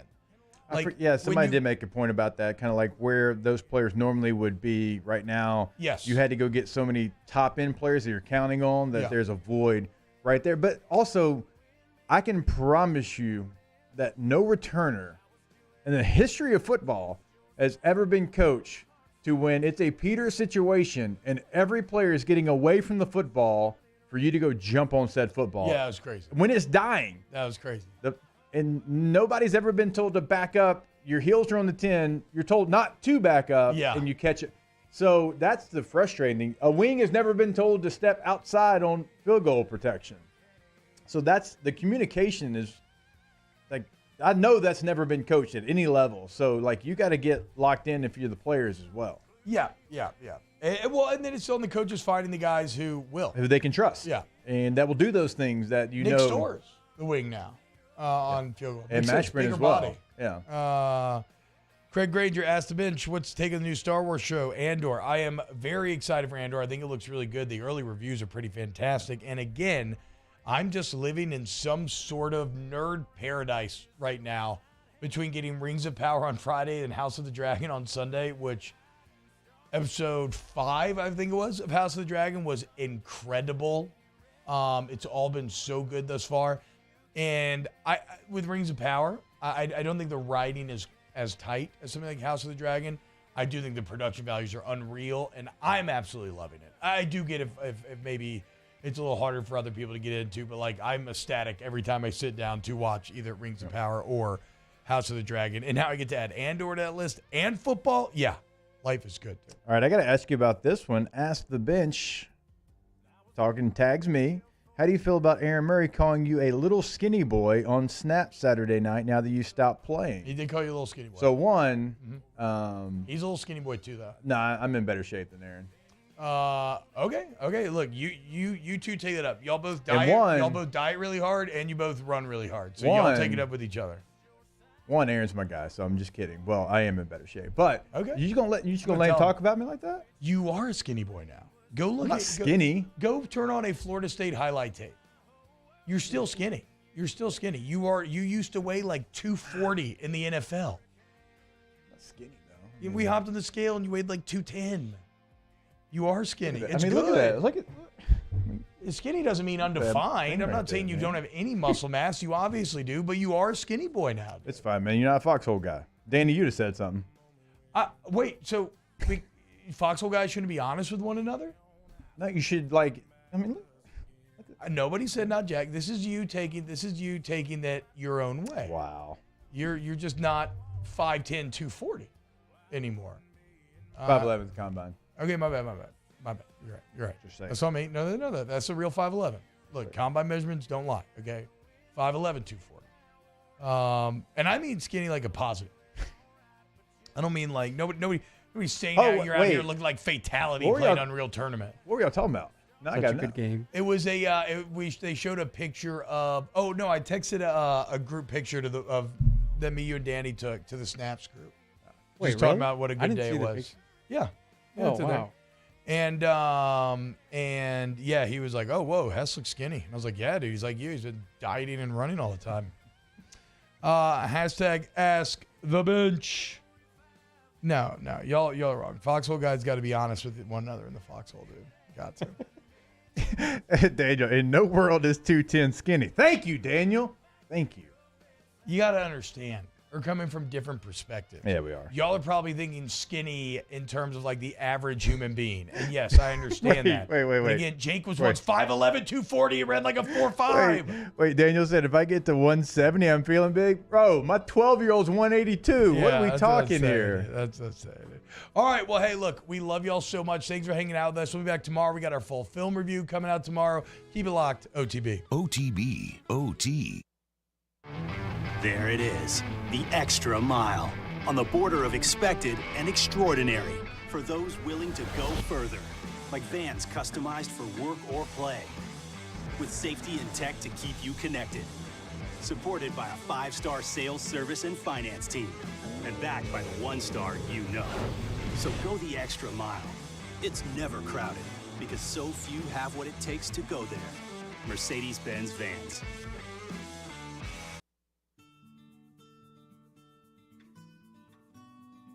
This is a house call. This is a follow-up appointment. This is a diabetes checkup. This isn't just more convenient care, it's more advanced care. This is innovating healthcare at Louisiana's #1 hospital, Ochsner. Oh, hey, what's up? It's Big D and Bubba, 100.7 The Tiger Morning Show. We'd love for you to join us every weekday, 4 a.m. till 9 a.m. Yeah, everything you want in a show. Country music. We got laughs. We got celebrity in-studio guests. We just need you. Join us every weekday morning, 4 a.m. to 9 a.m., right where it all started. That's right. Louisiana's country station, 100.7 The Tiger. ServiceMaster Elite create clean, disinfected work environments. As a local business, we take pride in serving the New Orleans and Baton Rouge areas. Our cleaning protocols follow CDC and OSHA standards for healthcare settings, offices, senior living, restaurants, and industrial plants. Contact ServiceMaster Elite to get your operation ready for reopening with germ disinfection cleaning. ServiceMaster Elite, the trusted choice in professional cleaning since 1996. It's no secret. The best oysters in Baton Rouge are at Jolie Pearl Oyster Bar. Enjoy mouth-watering South Louisiana flavor and oysters from all over the country. And don't forget our nightly drink specials.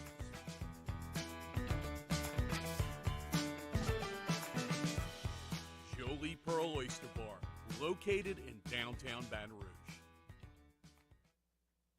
Eli's always been into grilling. It took us a while to see it, but the signs were there. What are you doing, Eli? I knew grilling was my thing. I have been talking about it throughout my career. Happy with the results? I am. Got the new grill from barbecueguys.com. It performed great. My advice, as I always told my boys, do more of what you're born to do. Barbecue Guys, for those who are